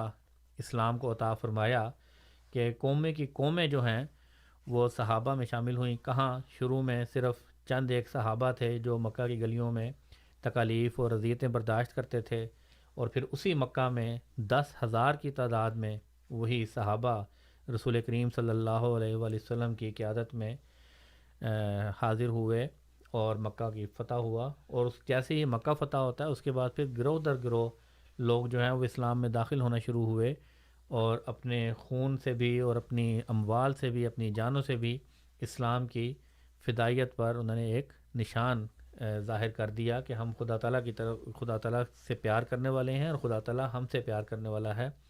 اور رسول کریم صلی اللہ علیہ وسلم کی زندگی میں ہی لاکھوں کی تعداد میں لوگ جو ہیں وہ اسلام قبول کر چکے تھے۔ تو یہ وہ سارا مضمون ہے کہ اگر کوئی ایک آدھا شخص ارتداد اختیار کرتا ہے تو اس سے فکر کرنے کی ضرورت نہیں ہے۔ اور کہیں پر بھی اس میں ضمناً یہ بھی ذکر کر دوں کہ جیسے آج کل پاکستان میں ہر وقت یہ نعرہ لگ رہا ہوتا ہے کہ مرتد کی ایک سزا سرطان سے جدا، سرطان سے جدا، قرآن کریم نے یا اسلام نے کہیں پر بھی ایسا کوئی حکم نہیں دیا۔ قرآن کریم کی ایک اور آیت بلکہ یہ اس بات پر دلالت کرتی ہے کہ تم میں سے بعض لوگ ہیں جو ارتداد اختیار کرتے ہیں، پھر وہ ایمان لے آتے ہیں، پھر ارتداد اختیار کرتے ہیں، پھر ایمان لے آتے ہیں، پھر ارتداد اختیار کر لیتے ہیں۔ تو اگر ارتداد کی سزا قتل ہوتی تو پھر وہ دوسری دفعہ ایمان کیسے لا سکتے تھے اور تیسری دفعہ مرتد کیسے ہو سکتے تھے؟ تو یہ بھی صرف وہ باتیں ہیں جو اسلام کی طرف غلط طریق پر منسوب کی گئی ہیں، اور انہی چیزوں کو میں پھر جو ہمارے پچھلے سوال کرنے والے تھے ان سے ان کے لیے اس بات میں بھی یہ جواب موجود ہے کہ یہی چیزیں مسیح موعود علیہ الصلوۃ والسلام نے اور جماعت احمدیہ نے آ کر اصلاح کی ہے کہ دیکھو صرف جذبات سے کام نہیں چلتا، بلکہ ایک عملی قوت جو ہے وہ دین کو اختیار کرنے میں ہونی چاہیے اور دین کو سمجھنے میں ہونی چاہیے۔ تو یہ وہ مضمون ہے جس کا یہاں پر سوال کیا گیا تھا۔ جی بہت بہت شکریہ محمد موسیٰ صاحب۔ اس وقت ہمارے پاس کوئی کالر موجود نہیں ہے، اگر آپ براہین احمدیہ کا مزید تعارف پیش کرنا چاہیں۔ جی جزاکم اللہ۔ یہ اگلا جو حوالہ میرے سامنے ہے وہ ایک لحاظ سے جو ہمارے پچھلے کالر تھے ان کے جواب میں بھی شامل ہو سکتا ہے۔ ایک وزیر قانون تھے پاکستان کے، مسٹر اے کے بروہی صاحب، انہوں نے ایک بات لکھی ہے اور وہ یہ کہتے ہیں کہ درخت اپنے پھل سے پہچانا جاتا ہے۔ دنیا ہماری بدعمالیوں کو دیکھ کر اسلام کے بارے میں رائے قائم کرتی ہے۔ کہتے ہیں کہ میرا خیال یہ ہے کہ اگر آج ہم اسلام سے علیحدگی کا اعلان کر دیں تو یورپ کا بڑا حصہ حلقہ بگوش اسلام ہو سکتا ہے۔ یعنی سامعین یہ اس زمانے کی یا اب کے زمانے کی یہ وہ بالکل عکاسی کرتی ہیں یہ باتیں۔ آج ہم یہ دیکھتے ہیں کہ محض اللہ تعالیٰ کے فضل سے کئی اسلامی ممالک ہیں، لیکن برائیوں میں دیکھ لیں، ابھی کل پرسوں تصویریں موسیٰ صاحب میں دیکھ رہا تھا سوشل میڈیا پہ بعض وائرل ہوتی ہیں، نمود و نمائش، آج کل رمضان ہے اور آٹے کی بوریاں دیتے ہوئے کئی بزرگ بیچارے ان کی ہوئی یعنی کہ وفات شدہ حالت میں ان کی تصویریں چوکوں میں گرے ہوئے ہیں بیچارے، لوگوں کے پیروں کے نیچے آ رہے ہیں. تو یہ تو حالت ہو چکی ہے ہماری. اور ویسے اگر ہم بات کریں تو شاید حاجیوں میں شاید ہمارا پہلا نمبر ہے ملک پاکستان کا. اور دوسری طرف دیکھیں تو بے ایمانی اور لوٹ کسوٹ، ان چیزوں کو بھی دیکھ لیں تو عملی طور پر جس طرح بیان کیا جاتا ہے کہ باقی جو ہیں بڑا کام کر رہے ہیں، عمل کیا ہے؟ عمل ہمیں کچھ نظر تو آنا چاہیے، ہمیں یہ پتہ لگنا چاہیے کہ فلاں ملک ایسا ہے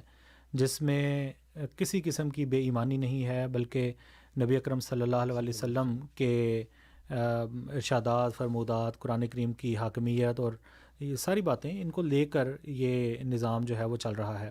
بات یہی ہے کہ ہمارے پاس جو مسلمان ہیں انہوں نے اپنے ہاتھ سے قرآن کو گنوا دیا ہے، اور اگر قرآن کو ہاتھ میں نہیں رکھیں گے تو بہرحال اس میں نقصان ہے. وہ ایک شاعر کا ایک شعر مجھے یاد آ رہا ہے کہ انہی راستوں نے جن پر کبھی تم تھے ساتھ میرے، مجھے روک روک پوچھا تیرا ہم سفر کہاں ہے. تو یہ ہمارا جو ہم سفر پیچھے چھوڑ آئے ہیں قرآن کریم، اس کو ساتھ لینا ہے. اور مسیح موعود علیہ الصلوۃ والسلام نے کیا دیا؟ مسیح موعود علیہ الصلوۃ والسلام نے ہمارے ہاتھوں میں قرآن دیا ہے، اور قرآن ہی کی بدولت ہم نبی اکرم صلی اللہ علیہ وسلم کے ارشادات کو، پیغامات کو، اور یہ تمام باتیں مل ملا کے جماعت احمدیہ جو کوشش کرتی ہے، خدا تعالیٰ کے فضل سے جب بھی آپ دیکھتے ہیں کوئی تبلیغ کی مہم ہو لائبریریوں میں، یہاں کینیڈا کی اگر سامعین بات کریں، بہت سارے ہمارے مسلمان دوست ملتے ہیں اور وہ اس بات کا اظہار کرتے ہیں کہ ہمارے بچوں کے لیے سامنے کوئی نمونہ نہیں ہے. خدا تعالیٰ کے فضل سے جماعت احمدیہ کو اگر آپ لیں گے تو ہماری یونیورسٹیوں میں خدام الاحمدیہ کی سطح پر، یعنی کہ ہمارے جو نوجوان ہیں ان کی سطح پر، یا ہماری جو مستورات ہیں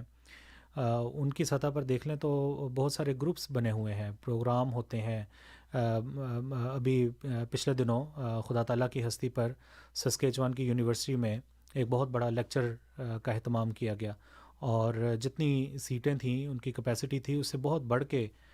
لوگوں نے جو شخروش سے اس پروگرام میں حصہ لیا، بلکہ بعض کھڑے بھی رہے ہیں کافی دیر.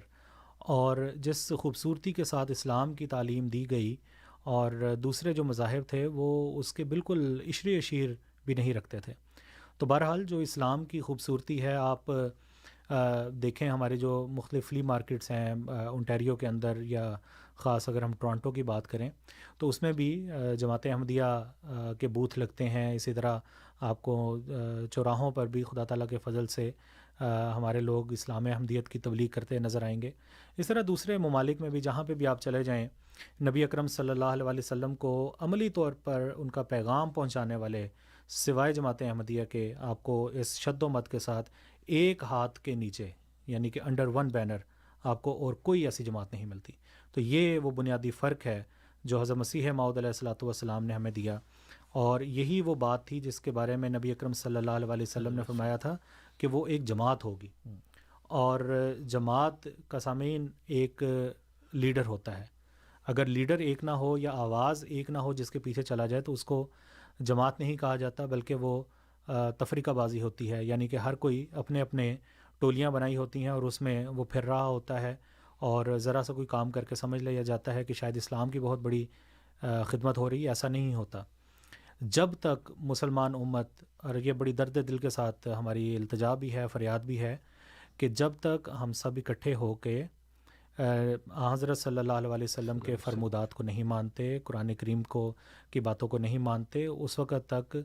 مسلمانوں کے حالات کا ٹھیک ہونا جو ہے وہ بہت پیچھے ہے.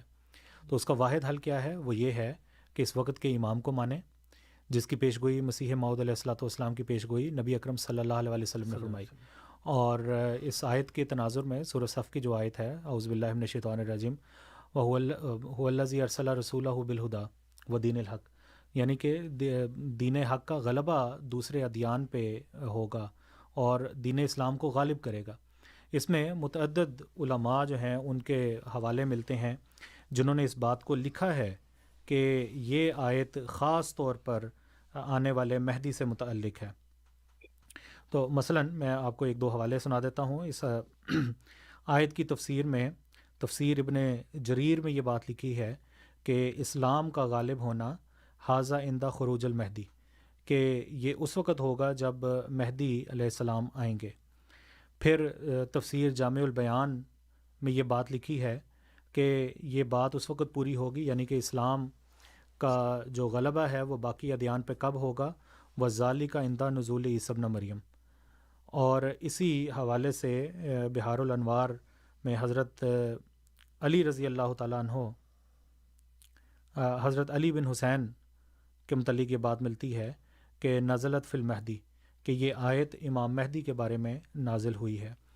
اور مہدی اور اس کی، یعنی کہ اس کی تشریح میں لکھا ہے کہ مہدی اور اس کی جماعت سے مراد ہے۔ تو بات کرنے کی یہ ہے کہ حضرت مسیح موعود علیہ الصلوۃ والسلام آئے اور الہی تائیدات کے ساتھ اور خدا تعالیٰ کی مدد کے ساتھ انہوں نے ایک بہت پیارا اور بڑا سنہری وقت گزارا۔ اس کے بعد خدا تعالیٰ کے فضل سے حضرت خلیفۃ المسیح اول رضی اللہ تعالیٰ عنہ، یعنی کہ جماعت احمدیہ کے پہلے خلیفہ، دوسرے خلیفہ، تیسرے خلیفہ، چوتھے خلیفہ، اور اب خدا تعالیٰ کے فضل سے ہم جماعت احمدیہ اللہ تعالیٰ کے نشانات کو پورا ہوتے دیکھ رہی ہے اور 5ویں خلافت سے گزر رہی ہے، اور روز بروز سامعین ہم اسلام کی فتح کے نظارے دیکھتے ہیں۔ اور جس طرح بھی آپ کے سامنے موسیٰ صاحب نے بھی بیان کیا کہ ہمارا جو رد عمل ہے وہ یہ ہے کہ اگر یہ نبی اکرم صلی اللہ علیہ وسلم کے چہرے کو نعوذ باللہ اپنی طرف سے اپنے زوم میں نقصان پہنچانے کی کوشش کرتے ہیں، قرآن کریم کی تعلیمات کو بگاڑنے کی کوشش کرتے ہیں،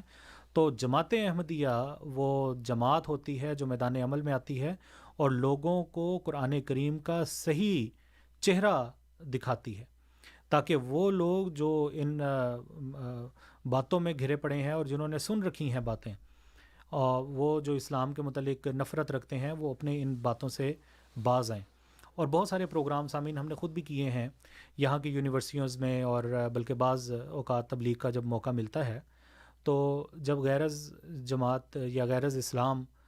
لوگوں سے بات ہوتی ہے تو کچھ ہی دیر میں وہ یہ بات کہنے پہ مجبور ہو جاتے ہیں کہ آج جو آپ اسلام کی تصویر ہمیں بتا رہے ہیں، ہمارا جو تصور تھا اسلام کے بارے میں وہ اس سے بالکل مختلف تھا۔ آج اسلام کی صحیح تعلیم ہم نے پہلی بار سنی ہے۔ حضور انور ایدہ اللہ تعالیٰ بن نصر العزیز ہمارے پیارے امام جب بھی کسی ملک کے دورے سے واپس جاتے ہیں تو عموماً جو دورے کے بعد کے خطبات ہوتے ہیں وہ اسی مضمون کو اپنے اندر سموئے ہوئے ہوتے ہیں، جس میں حضور یہ باتیں کرتے ہیں کہ فلاں پارلیمنٹیرین سے جب ملاقات ہوئی اور اسلام کی صحیح تصویر اس کے سامنے پیش کی گئی تو اس نے برملا اظہار کیا کہ اسلام کی جو اصل صورت جماعت احمدیہ نے ہمیں دکھائی ہے اس سے پہلے ہم کبھی نہیں دیکھتے تھے۔ اسی طرح خاکسار کو بھی یہ موقع ملا ہے کہ مختلف ممالک میں جا کے تبلیغ اسلام کی ہے۔ بہت سارے ایسے عیسائی خود جن کو ملنے کا موقع ملا اور انہوں نے اسلام احمدیت کو قبول کیا، وہ کہتے تھے کہ ہم تو کرسچینٹی سے دور جا رہے، عیسائیت سے دور جا رہے تھے، کیونکہ ہمیں ایک خدا کا پتہ نہیں تھا۔ ہمارے سامنے جو تصور پیش کیا جاتا تھا وہ بڑا بھیانک خدا ہے، اور اسلام کا خدا جو ہم پہلی دفعہ سن رہے ہیں یہ بہت ہی زبردست اور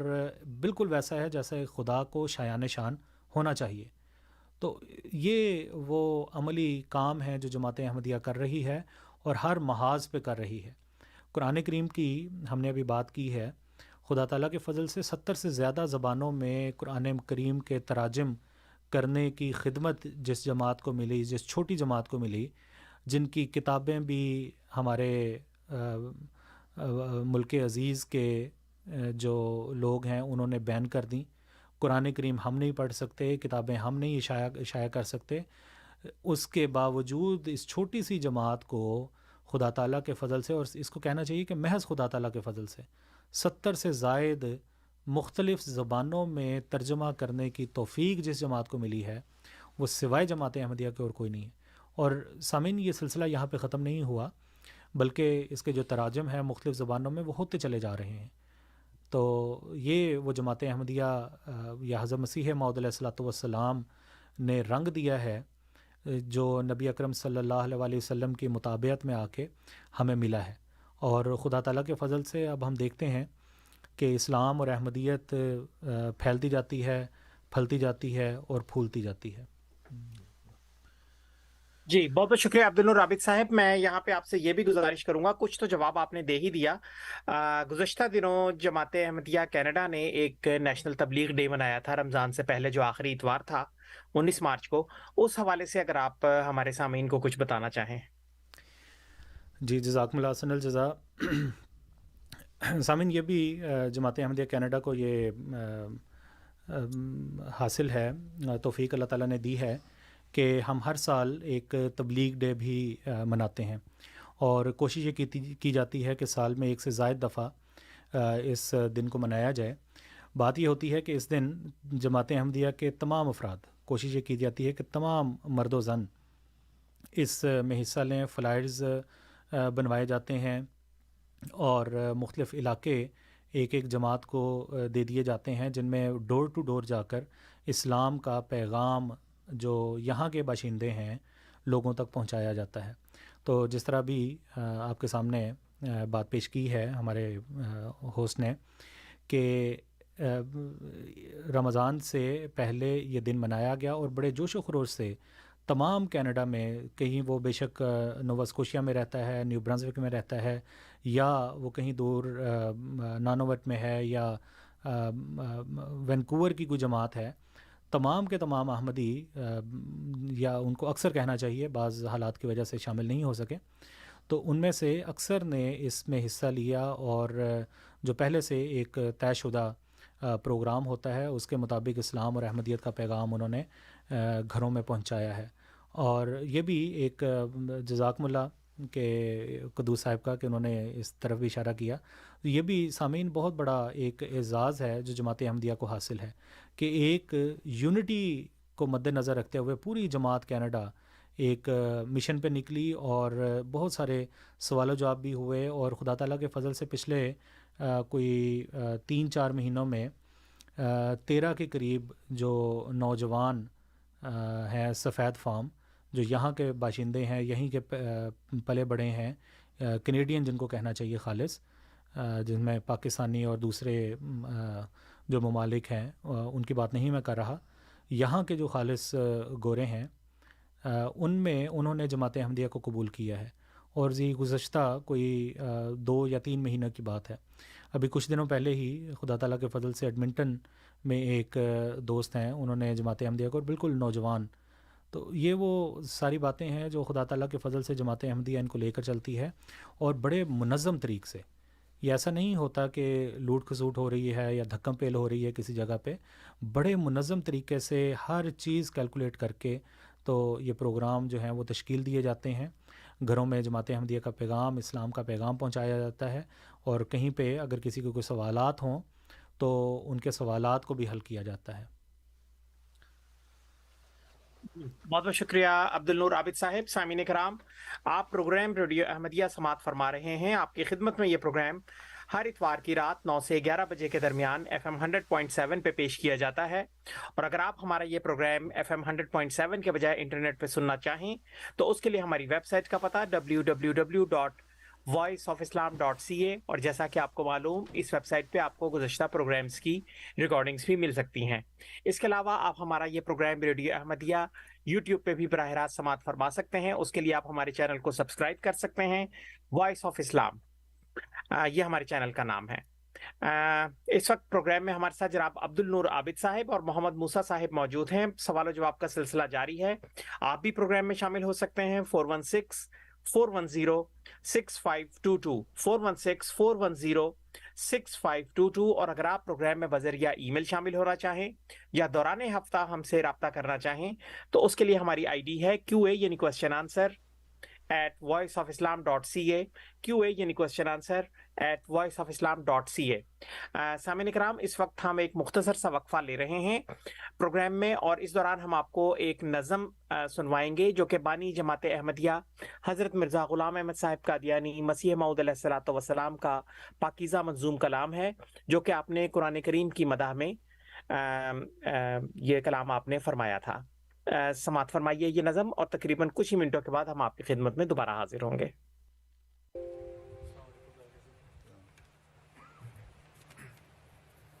अस्सलाम वालेकुम रहमतुल्लाह।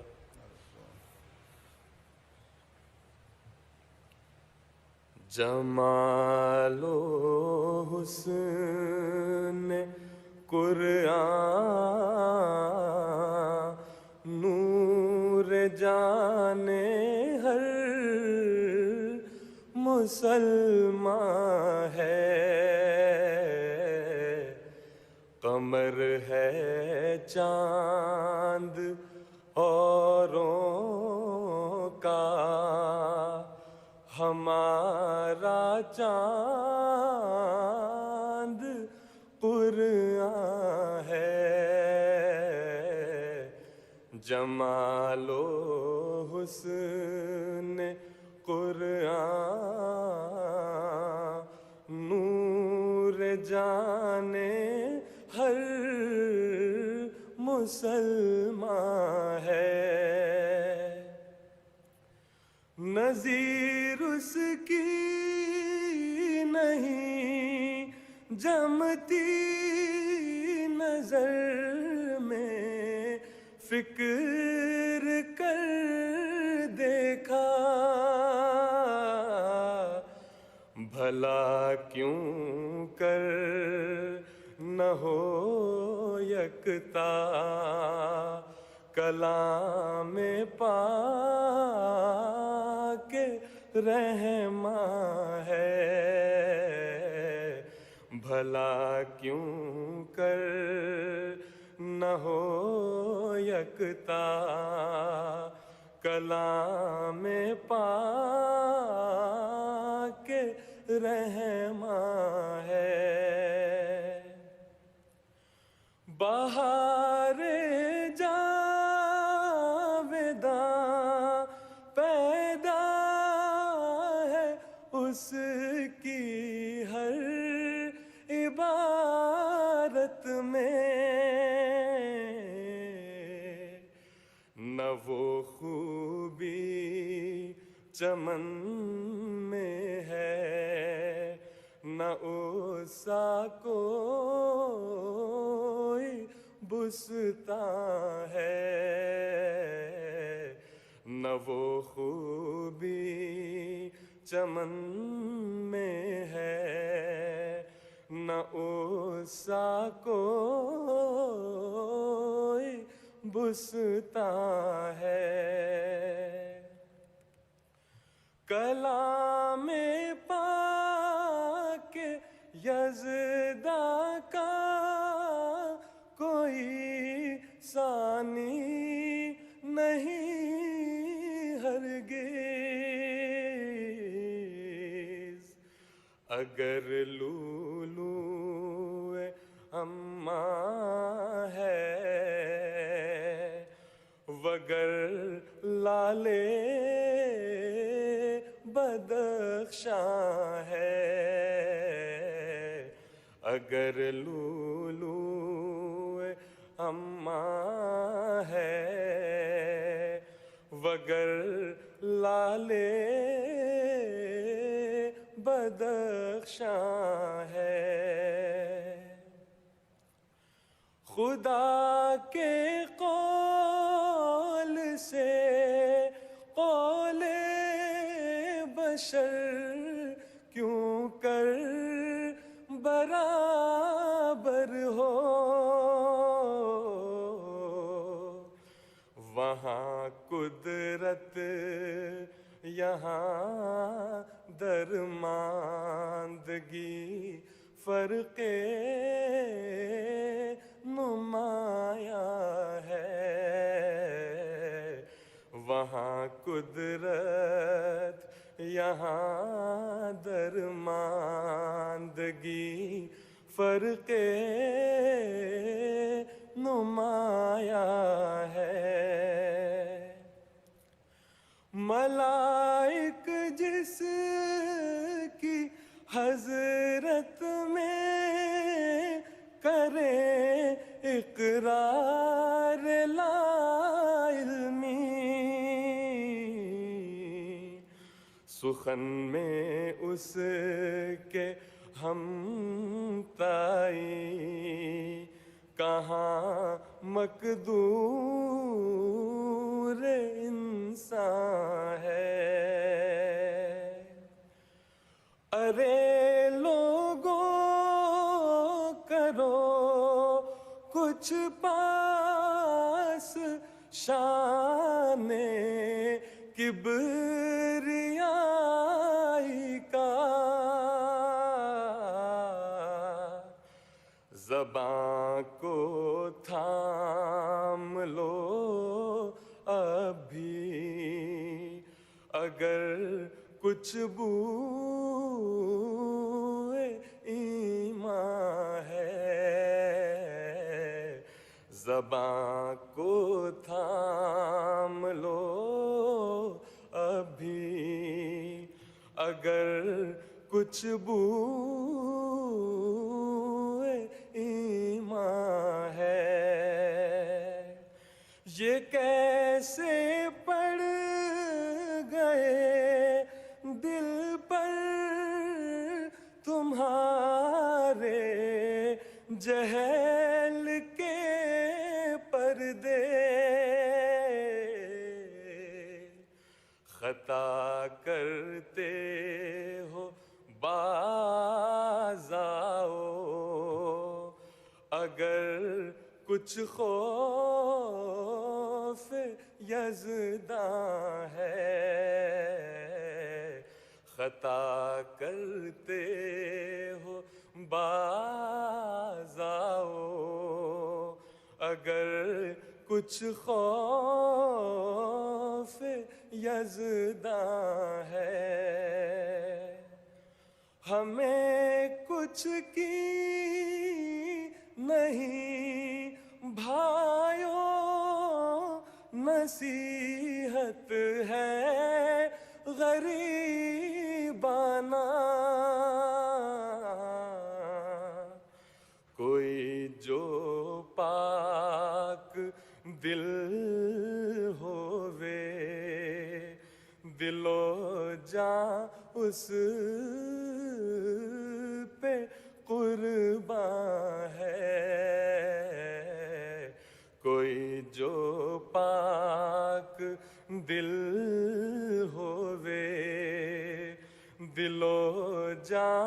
اس پہ قربان ہے قمر ہے چاند اوروں کا ہمارا چاند قرآن ہے جمال و حسن قرآن نور جانے ہر مسلمان ہے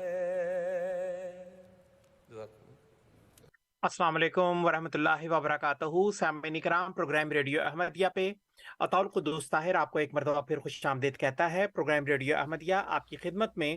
ہر اتوار کی رات 9 سے 11 بجے کے درمیان FM 100.7 پہ پیش کیا جاتا ہے، اور اگر آپ ہمارا یہ پروگرام انٹرنیٹ پہ سننا چاہیں تو آپ کو ہماری ویب سائٹ کا پتہ معلوم ہی ہے www.voiceofislam.ca۔ اس ویب سائٹ پہ آپ کو ہمارے گزشتہ پروگرامز کی ریکارڈنگز بھی مل سکتی ہیں۔ اس کے علاوہ آپ ہمارا یہ پروگرام یوٹیوب پہ بھی براہ راست سماعت فرما سکتے ہیں۔ سامعین کرام، نظم کے وقفے سے پہلے پروگرام ریڈیو احمدیہ میں جناب محمد موسیٰ صاحب اور عبدالنور صاحب ہمارے ساتھ موجود ہیں، اور انہوں نے حضرت بانی جماعت احمدیہ حضرت مرزا غلام احمد صاحب قادیانی مسیح موعود علیہ الصلوۃ والسلام کی ایک نہایت مارکۃ الآراء تصنیف براہین احمدیہ کا تعارف پیش کرنا شروع کیا ہوا تھا۔ آپ بھی ہم اس سلسلے کو مزید آگے بڑھائیں گے. اگر آپ اس دوران پروگرام میں شامل ہونا چاہیں تو ہمارا فون نمبر نوٹ فرما لیں 416-410-6522 416-410-6522. جی عبد النور عابد صاحب، اگر آپ پروگرام کو مزید آگے لے کے جانا چاہیں. جی جزاکم اللہ احسن الجزا. سامعین، پروگرام کے پہلے حصے میں ہم نے کتاب براہین احمدیہ سے متعلق، یا اس کا وہ زمانہ جس میں حضرت مسیح موعود علیہ الصلوۃ والسلام نے وہ کتاب تصنیف فرمائی تھی، اس کا جو پس منظر تھا، یا اس زمانے میں مسلمانوں کے جو حالات تھے، یا اس زمانے میں یہ کہنا چاہیے کہ اسلام کو کس قدر ضرورت تھی یا ضرورت کا زمانہ تھا، وہ ہم نے ڈسکس کیا ہے. اور اس کے درمیان میں جو سوالات بھی آئے، ہم نے اس کے موضوع کی مناسبت سے ہم نے کوشش کی کہ اسی مضمون کے لحاظ سے یا نفس مضمون کے لحاظ سے ہی انہیں جواب بھی دیا جائے. سامعین، بات یہ ہے کہ حضرت مسیح موعود علیہ الصلوۃ والسلام نے نہ صرف یہ کہ اسلام کی اس لحاظ سے خدمت کی کہ عملی طور پر ہمیں حضرت صلی اللہ علیہ وسلم اور قرآن کریم سے روشناس کرایا ہے، بلکہ یہ کہ وہ تڑپ اور وہ علمی خزانہ بھی چھوڑا ہے جس کو پڑھنے سے آج بھی ہم فائدہ اٹھا سکتے ہیں. براہین احمدیہ اس کی ایک کڑی کا آغاز ہے. باقاعدہ جو تصنیف مسیح موعود علیہ الصلوۃ والسلام کی ہے وہ براہین احمدیہ کی صورت میں موجود ہے. پہلی 4 جلدوں میں، پہلی جلد کی صورت میں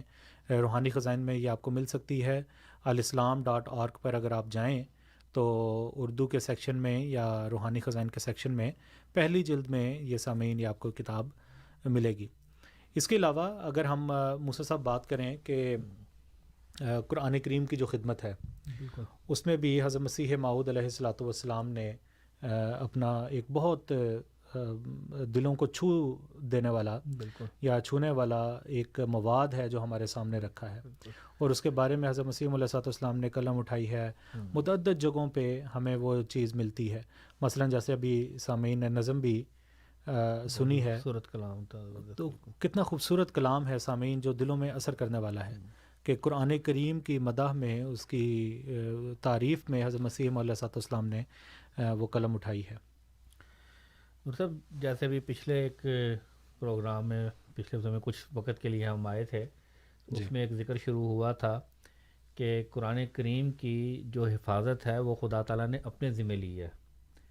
اور اس زمانے میں قرآن کریم کی لفظی حفاظت تو الحمدللہ آج تک بالکل طور پر ہر طرح سے ثابت اور ہے. اس چیز کو کوئی بڑے سے بڑا دشمن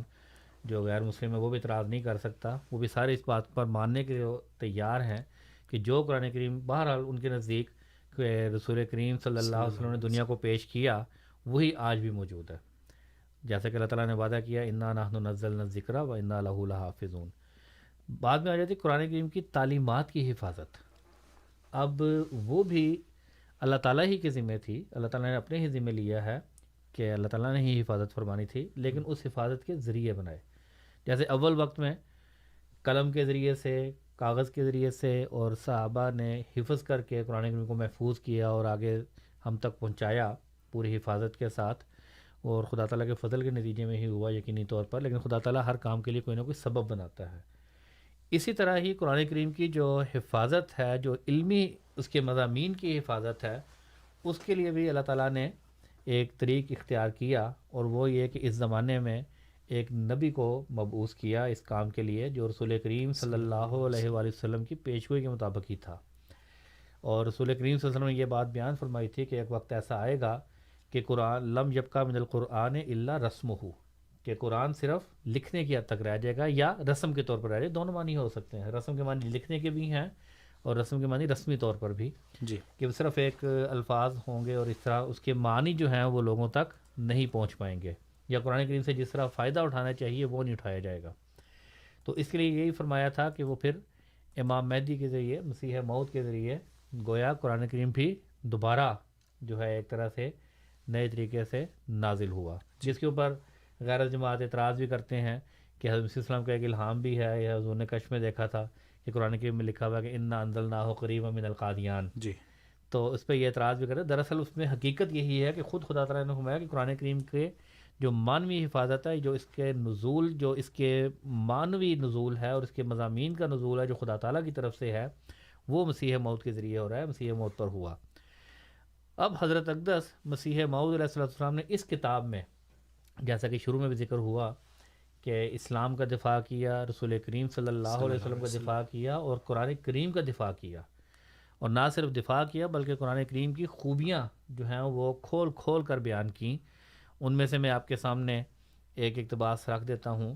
جس میں حضور نے فرمایا کہ قرآن کریم میں دنیا جہان کی جتنی بھی علمی صداقتیں ہیں وہ سب کی سب قرآن کریم میں موجود ہیں،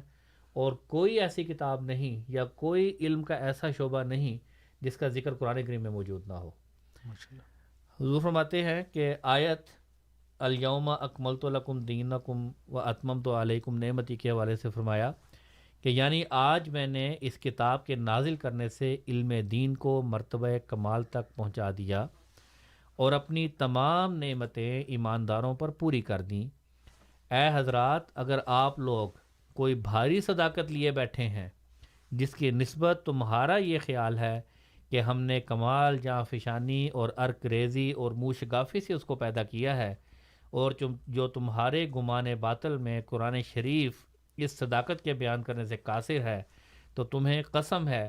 کہ سب کاروبار چھوڑ کر وہ صداقت ہمارے روبرو پیش کرو تاہم تم کو قرآن شریف میں سے نکال کر دکھلا دیں۔ تو یہ وہ جتنی بھی صداقتیں ہیں اس وقت دنیا کو جس چیز کی بھی ضرورت ہے وہ حضرت اقدس مسیح موعود علیہ السلام نے قرآن کریم میں سے نکال کر ہر مسئلے کا حل، چاہے وہ سیاسی مسئلہ ہو، چاہے وہ معاشی مسئلہ ہو، وہ تمام کے تمام مسائل جو ہیں وہ حل کر کے دکھا دیے، اور تمام علوم کا منبع اور جامع جو ہے وہ قرآن کریم کو بیان فرمایا۔ اسی طرح ایک جگہ پر اور حضور فرماتے ہیں کہ قرآن شریف کھلا کھلا دعویٰ کر رہا ہے ما فرطنا فی الکتاب من شیء، یعنی کوئی صداقت علم الہی کے متعلق جو انسان کے لیے ضروری ہے اس کتاب سے باہر نہیں۔ اور پھر فرمایا یتلو صحفا مطہرۃ فیہا کتب قیمہ، یعنی خدا کا رسول پاک صحیفے پڑھتا ہے جن میں تمام کامل صداقتیں اور علوم اولین و آخرین درج ہیں۔ اور پھر فرمایا کتاب احکمت آیاتہ ثم فصلت من لدن حکیم خبیر، یعنی اس کتاب میں دو خوبیاں ہیں، ایک تو یہ کہ حکیم مطلق نے محکم اور مدلل طور پر یعنی علوم حکمیہ کی طرح اس کو بیان کیا ہے بطور کتھا یا قصہ نہیں، دوسری یہ خوبی کہ اس میں تمام ضروریات علم معاد کی تفصیل کی گئی ہے۔ اب زندگی کس طرح گزارنی ہے اس کے لیے قرآن کریم ہمارے سامنے بہترین لائے عمل ہے، سیاست کس طرح کرنی ہے، امور حکومت کس طرح چلانے ہیں، امور دنیا کس طرح چلانے ہیں، زراعت کس طرح کرنی ہے، ایگریکلچر میں کس طرح آگے بڑھنا ہے، یا دیگر معدنیات نکل رہی ہیں وہ کس طرح نکلنی ہے، علم آثار قدیمہ ہے، گویا کون سا ایسا علم ہے جس کا ذکر قرآن کریم میں نہیں۔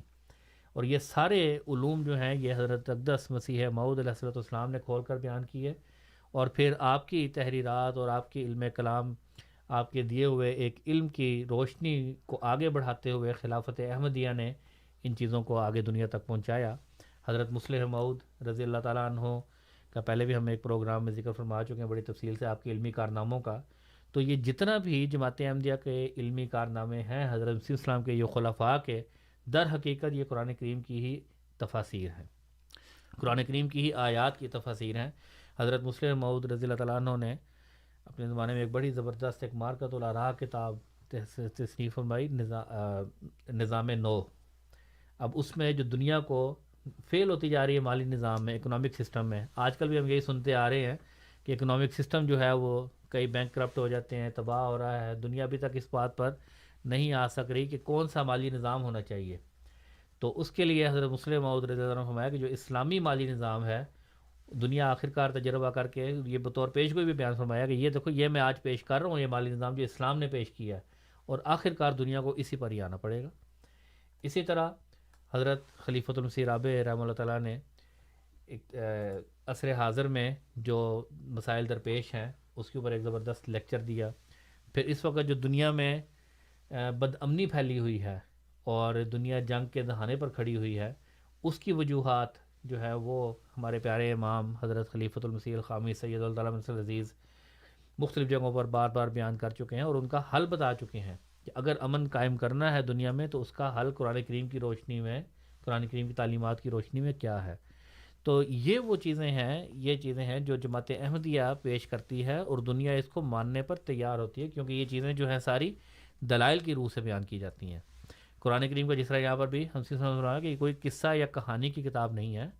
بلکہ یہ تمام کے تمام مضامین اور تمام کے تمام علوم کو اپنے اندر سمیٹے ہوئے ہے، اور اس کا ایک اثر ہوتا ہے جب اس کے مضامین کو بیان کیا جاتا ہے۔ تو اس وقت جیسے پہلے ہمارے سامنے سوال رکھا گیا تھا کہ ہماری تبلیغ میں اور دوسروں کی تبلیغ میں کیا فرق ہے، اس سوال کا مفہوم یہی بنتا تھا، تو در حقیقت یہی فرق ہے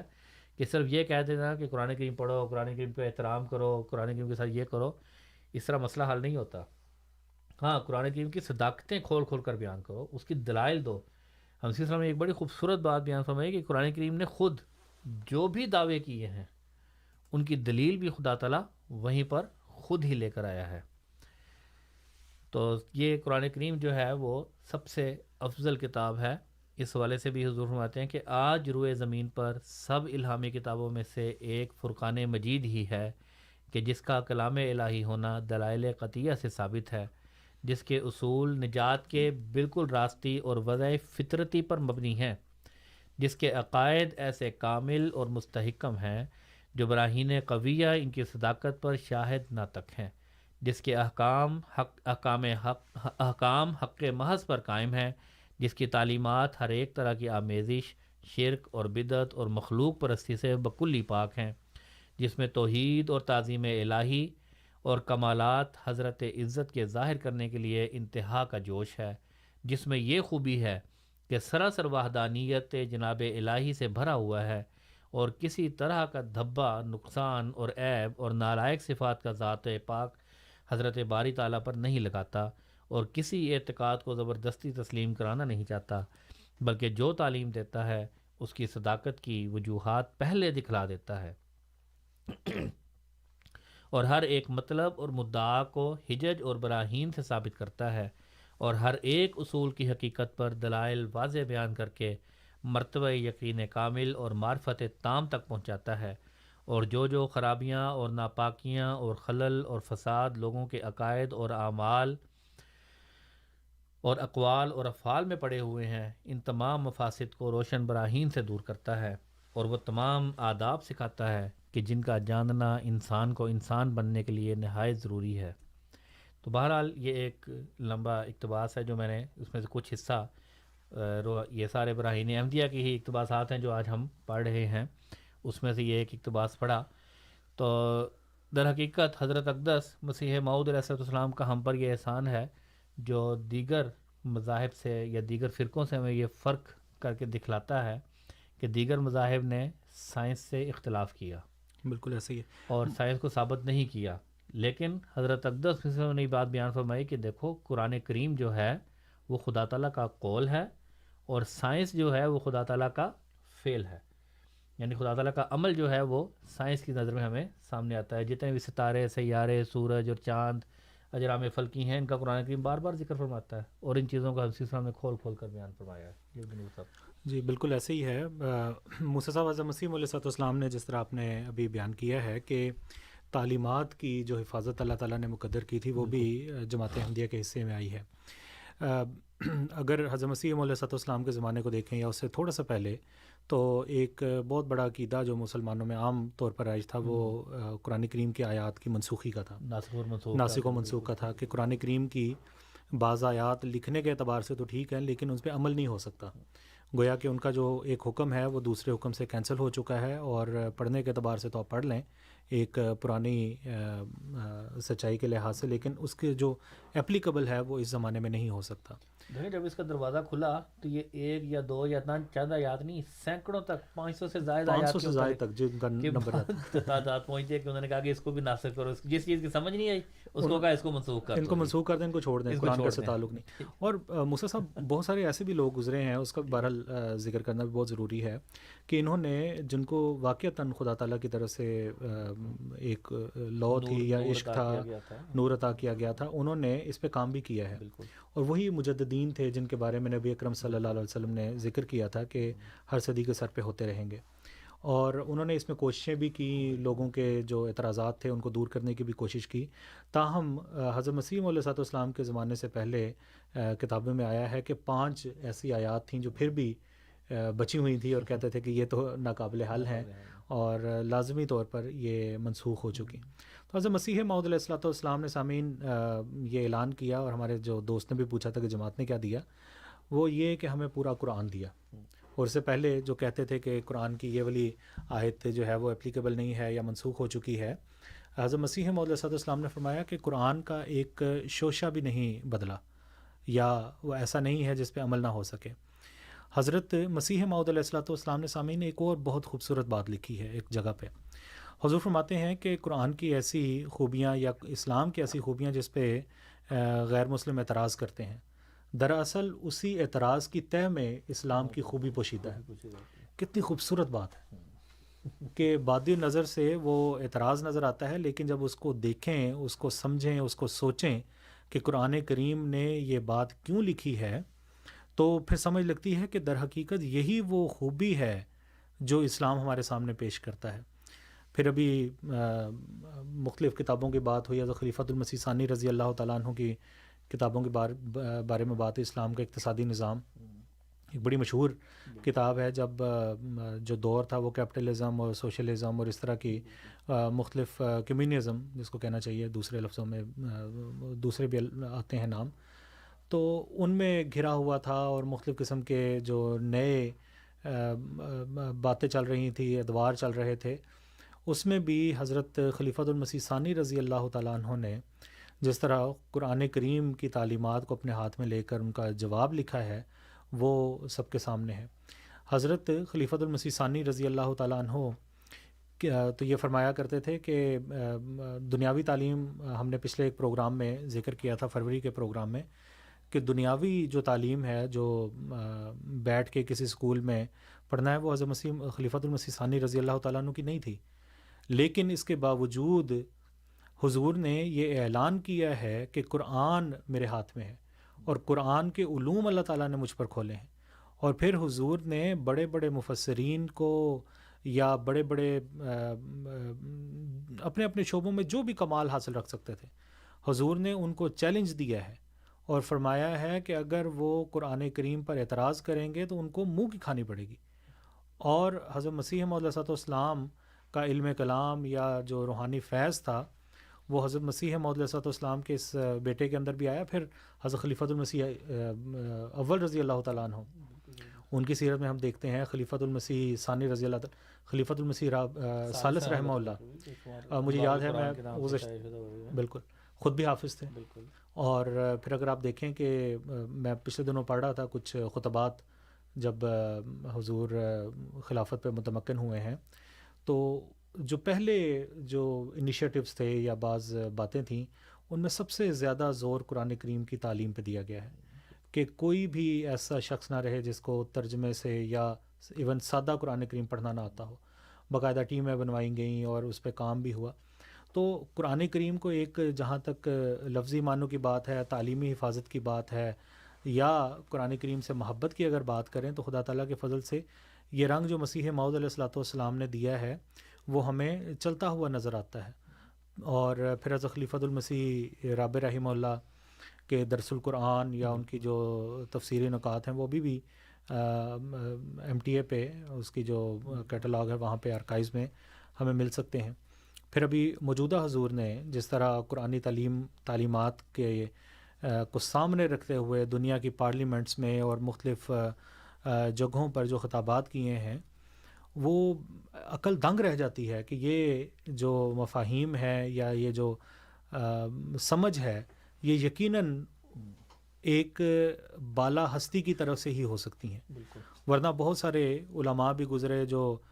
ہا کی جو حلق سے بھی نکال سکتے ہیں یا آئین کو پوری اس کے آداب کے ساتھ ادا کر سکتے ہیں، لیکن ان کے ساتھ جو عمل ہے وہ نہیں ملتا ہمیں. بالکل ڈاکٹر صاحب، اصل میں یہی فرق ہے کہ حضرت اقدس مسیح موعود علیہ السلام نے اور خلفاء کا یہ دعویٰ بھی ہے، جماعت احمدیہ کا یہ دعویٰ ہے کہ قرآن کریم کے مضامین جو ہیں وہ خدا تعالیٰ سکھا رہا ہے. جی، وہ بھی یہ نہیں کہتے کہ یہ ہمارا کوئی کمال ہے. سارے اپنے بھی جو علوم بیان فرما رہے ہیں حنفی اسلام بھی مختلف جگہوں پر، وہ بھی یہی کہہ رہے ہیں کہ یہ سارے میں نے رسول کریم صلی اللہ علیہ وسلم کی پیروی سے اور خدا تعالیٰ سے الہام کے ذریعے سے یہ چیزیں پائی ہیں. اس وقت کون سا کوئی ایسا عالم دین ہے جو یہ دعویٰ کر سکے کہ مجھے خدا تعالیٰ کی طرف سے یہ باتیں بتائی جا رہی ہیں؟ تو قرآن کریم کے علوم حنفی اسلام پر اور خلفائے احمدیت پر اللہ تعالیٰ کھول رہا ہے. پھر ایک اور مزے کی بات کہ حنفی اسلام اور خلفاء نے جو باتیں کیں، ان باتوں کو سن کر، ان کو پڑھ کر، ان پر عمل کر کے ہمارے ایک سائنسدان ڈاکٹر عبدالسلام صاحب وہ ایک تھیوری پیش کرتے ہیں، اور وہ یہ کہتے ہیں کہ میں نے جو اپنی تھیوری پیش کی ہے اس کی ساری جو بنیاد ہے وہ اسی چیز کے اوپر قائم ہو رہی ہے، اسی چیز کے اوپر ہے کہ میں نے خدا تعالیٰ کی توحید کو ثابت کرنے کی کوشش کی ہے. گرینڈ یونیفیکیشن تھیوری انہوں نے پیش کی اور اس تھیوری کو مانا گیا، اپروو ہوئی، اور اس کے اوپر ان کو نوبل انعام دیا گیا. جی، تو گویا جیسا کہ پہلے بھی ذکر ہوا کہ سائنس کا بھی قرآن کریم کے ساتھ خاص تعلق ہے. جتنی سائنسی دریافتیں اس وقت ہو رہی ہیں ان کی سب بنیاد جو ہے وہ قرآن کریم میں موجود ہے. وہ سارے ہمارے خلفاء اس کو کھول کھول کر بیان کر رہے ہیں.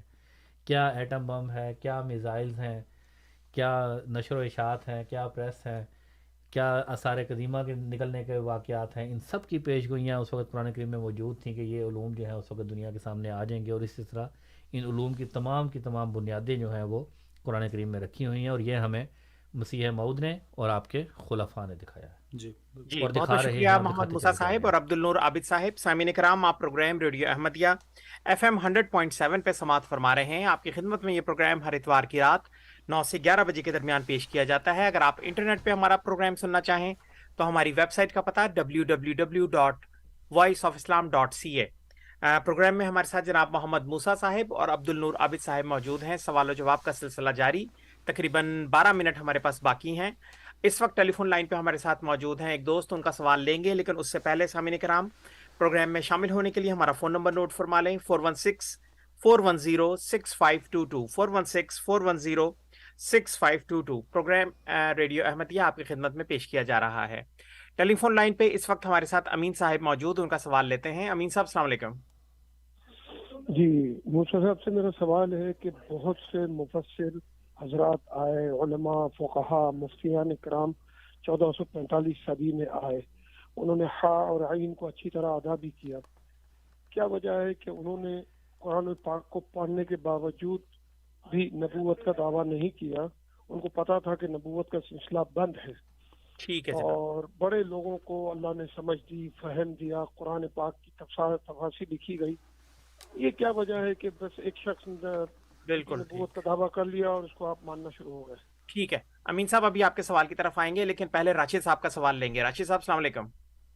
جی وعلیکم السلام، جزاک اللہ جی. میرا سوال لینے کا میرا سوال ان سے یہ ہے کہ یہ جتنی بھی قرآن مجید کے متعلق باتیں جوڑتے ہیں وہ دنیاوی جوڑتے ہیں، جسمانی ہیں. میرا سوال ان سے یہ ہے کہ اللہ تعالیٰ تو جب قرآن کے شروع میں یہی فرماتا ہے کہ مطلب ہدی للمتقین، یہ متقیوں کے لیے ہدایت کی کتاب ہے، کیا ہدایت کا تعلق روحانی ہے یا جسمانی ہے؟ ٹھیک ہے جناب، اگر اس کے اوپر تھوڑا سا اگر روشنی ڈال دیں. ٹھیک ہے جناب. جی پہلے امین صاحب کا سوال کہ مفسرین نے کیوں نہیں نبوت کے دعوے کیے جبکہ انہوں نے قرآن شریف کو صحیح تلفظ سے بھی پڑھا تھا. تو میں جناب محمد موسیٰ صاحب سے گزارش کروں گا کہ اس سوال کا جواب دیں. جی جزاکم اللہ. بات یہ ہے کہ باقیوں نے نبوت کا دعویٰ کیوں نہیں کیا وہ ان سے پوچھنا چاہیے، اور اس زمانے میں جس نے نبوت کا دعویٰ کیا ہے وہ اس سے پوچھنا چاہیے کہ آپ نے کیوں کیا ہے. بات دراصل یہ ہے کہ بڑی سادی سی بات ہے، اگر قرآن کریم کا تھوڑا سا بھی حصہ کی تلاوت کی ہو، اللہ تعالیٰ یہ فرماتا ہے کہ اللہ عالم حیث یجعل رسالتہ، کہ اللہ تعالیٰ کو بہتر پتہ ہے کہ اس نے اپنی رسالت کو کب، کہاں اور کس میں رکھنا ہے۔ یہ امین صاحب کی نا اللہ تعالیٰ سے لڑائی ہے، ہر دفعہ یہ سوال کرتے ہیں، ہر دفعہ یہ آیت ان کو پیش کی جاتی ہے کہ نبوت کا کام اللہ تعالیٰ کے ہاتھ میں رکھا ہے اللہ تعالیٰ نے، بالکل، لیکن وہ ان کو نہیں یہ سمجھ آ رہی کہ اچھا لیکن ان کو ویسے کرنا چاہیے جن کا بھی اچھے اور ہا اور آئین کا سنے، جیسے انہوں نے کہا ہے، اس کو نبی مان تو نہیں، ان سے پوچھ لیں کہ یار آپ دعویٰ کیوں نہیں کر رہے؟ یہ کوئی بات ہے؟ میرا مطلب ہے ایسے ہی۔ جی اگلا میرے خیال سوال کی طرف آتے ہیں، باقی انہوں نے تو اپنا ایک تبصرہ کرنے کی کوشش کی تھی، وہ بالکل ہی بالکل۔ جی راشد صاحب کا سوال ہے ہدی للمتقین کہ یہ جسمانی ہے یا روحانی ہے، اس بارے میں۔ ٹھیک ہے جی، یہاں پر بھی دیکھیں، ہم جماعت احمدیہ جو ہے ہر چیز کی جو بنیاد ہے یا چیز جو ہے وہ یا خدا تعالیٰ سے لیتی ہے یا خدا تعالیٰ کے رسول سے لیتی ہے۔ رسول کریم صلی اللہ علیہ وآلہ وسلم نے یہ فرمایا ہے کہ دو قسم کے علم ہیں، العلم و علمان، علم الادیان و علم الابدان۔ تو قرآن کریم کا جیسا کہ میں نے پہلے بھی ذکر کیا کہ قرآن کریم نے کسی بھی قسم کے علم کے کسی بھی حصے کو جو ہے وہ نہیں چھوڑا،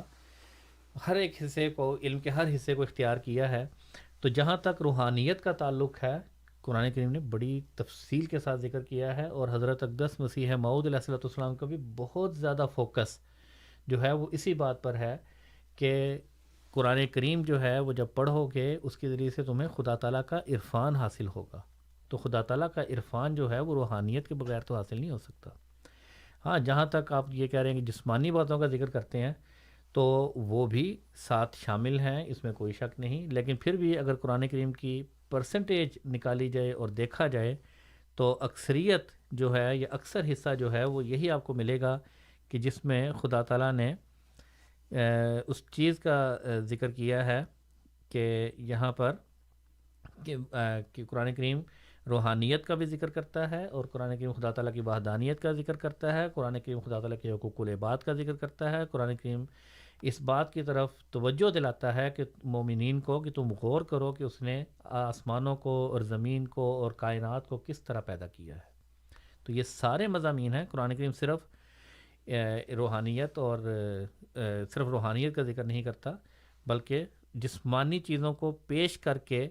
اپنی روحانیت کی طرف خدا تعالیٰ لے کر آتا ہے۔ خدا تعالیٰ نے ہی سورج کی بھی قسم کھائی ہے، والشمس وضحاہا والقمر اذا تلاہا، پھر رات کی بھی قسم کھائی واللیل اذا یغشاہا، اور پھر اسی طرح اور بھی ستاروں کی اور بہت سی چیزوں کی قسمیں کھائی ہیں، والتین والزیتون وطور سینین وہذا البلد الامین، اور ان سب ظاہری چیزوں کی قسم کھا کر خدا تعالیٰ اپنی وحدانیت کی طرف، اپنی توحید کی طرف لوگوں کی توجہ دلاتا ہے۔ جسمانی طور پہ موسیٰ صاحب جو تخلیق کے مختلف مراحل ہیں، بالکل اس کے بارے میں اللہ تعالیٰ نے بڑے کھول کے بات کی ہے، بالکل۔ تو یہ کہنا بالکل غلط ہے کہ صرف اور صرف ایک طرف حصہ ہے، دوسری طرف نہیں ہے، بلکہ یہ قرآن کریم کا اعجاز ہے کہ انسان کو کبھی بھی کسی بھی موقع پر اگر رہنمائی کی ضرورت ہو سکتی ہے، اسلام اس کی رہنمائی کرتا ہے۔ اور جماعت احمدیہ کے پلیٹ فارم سے خدا تعالیٰ کہ محض فضل اور اس کے کرم سے ہم یہی باتیں ہم آپ کے سامنے پیش کرتے ہیں کہ قرآن کریم ایک جامع کتاب ہے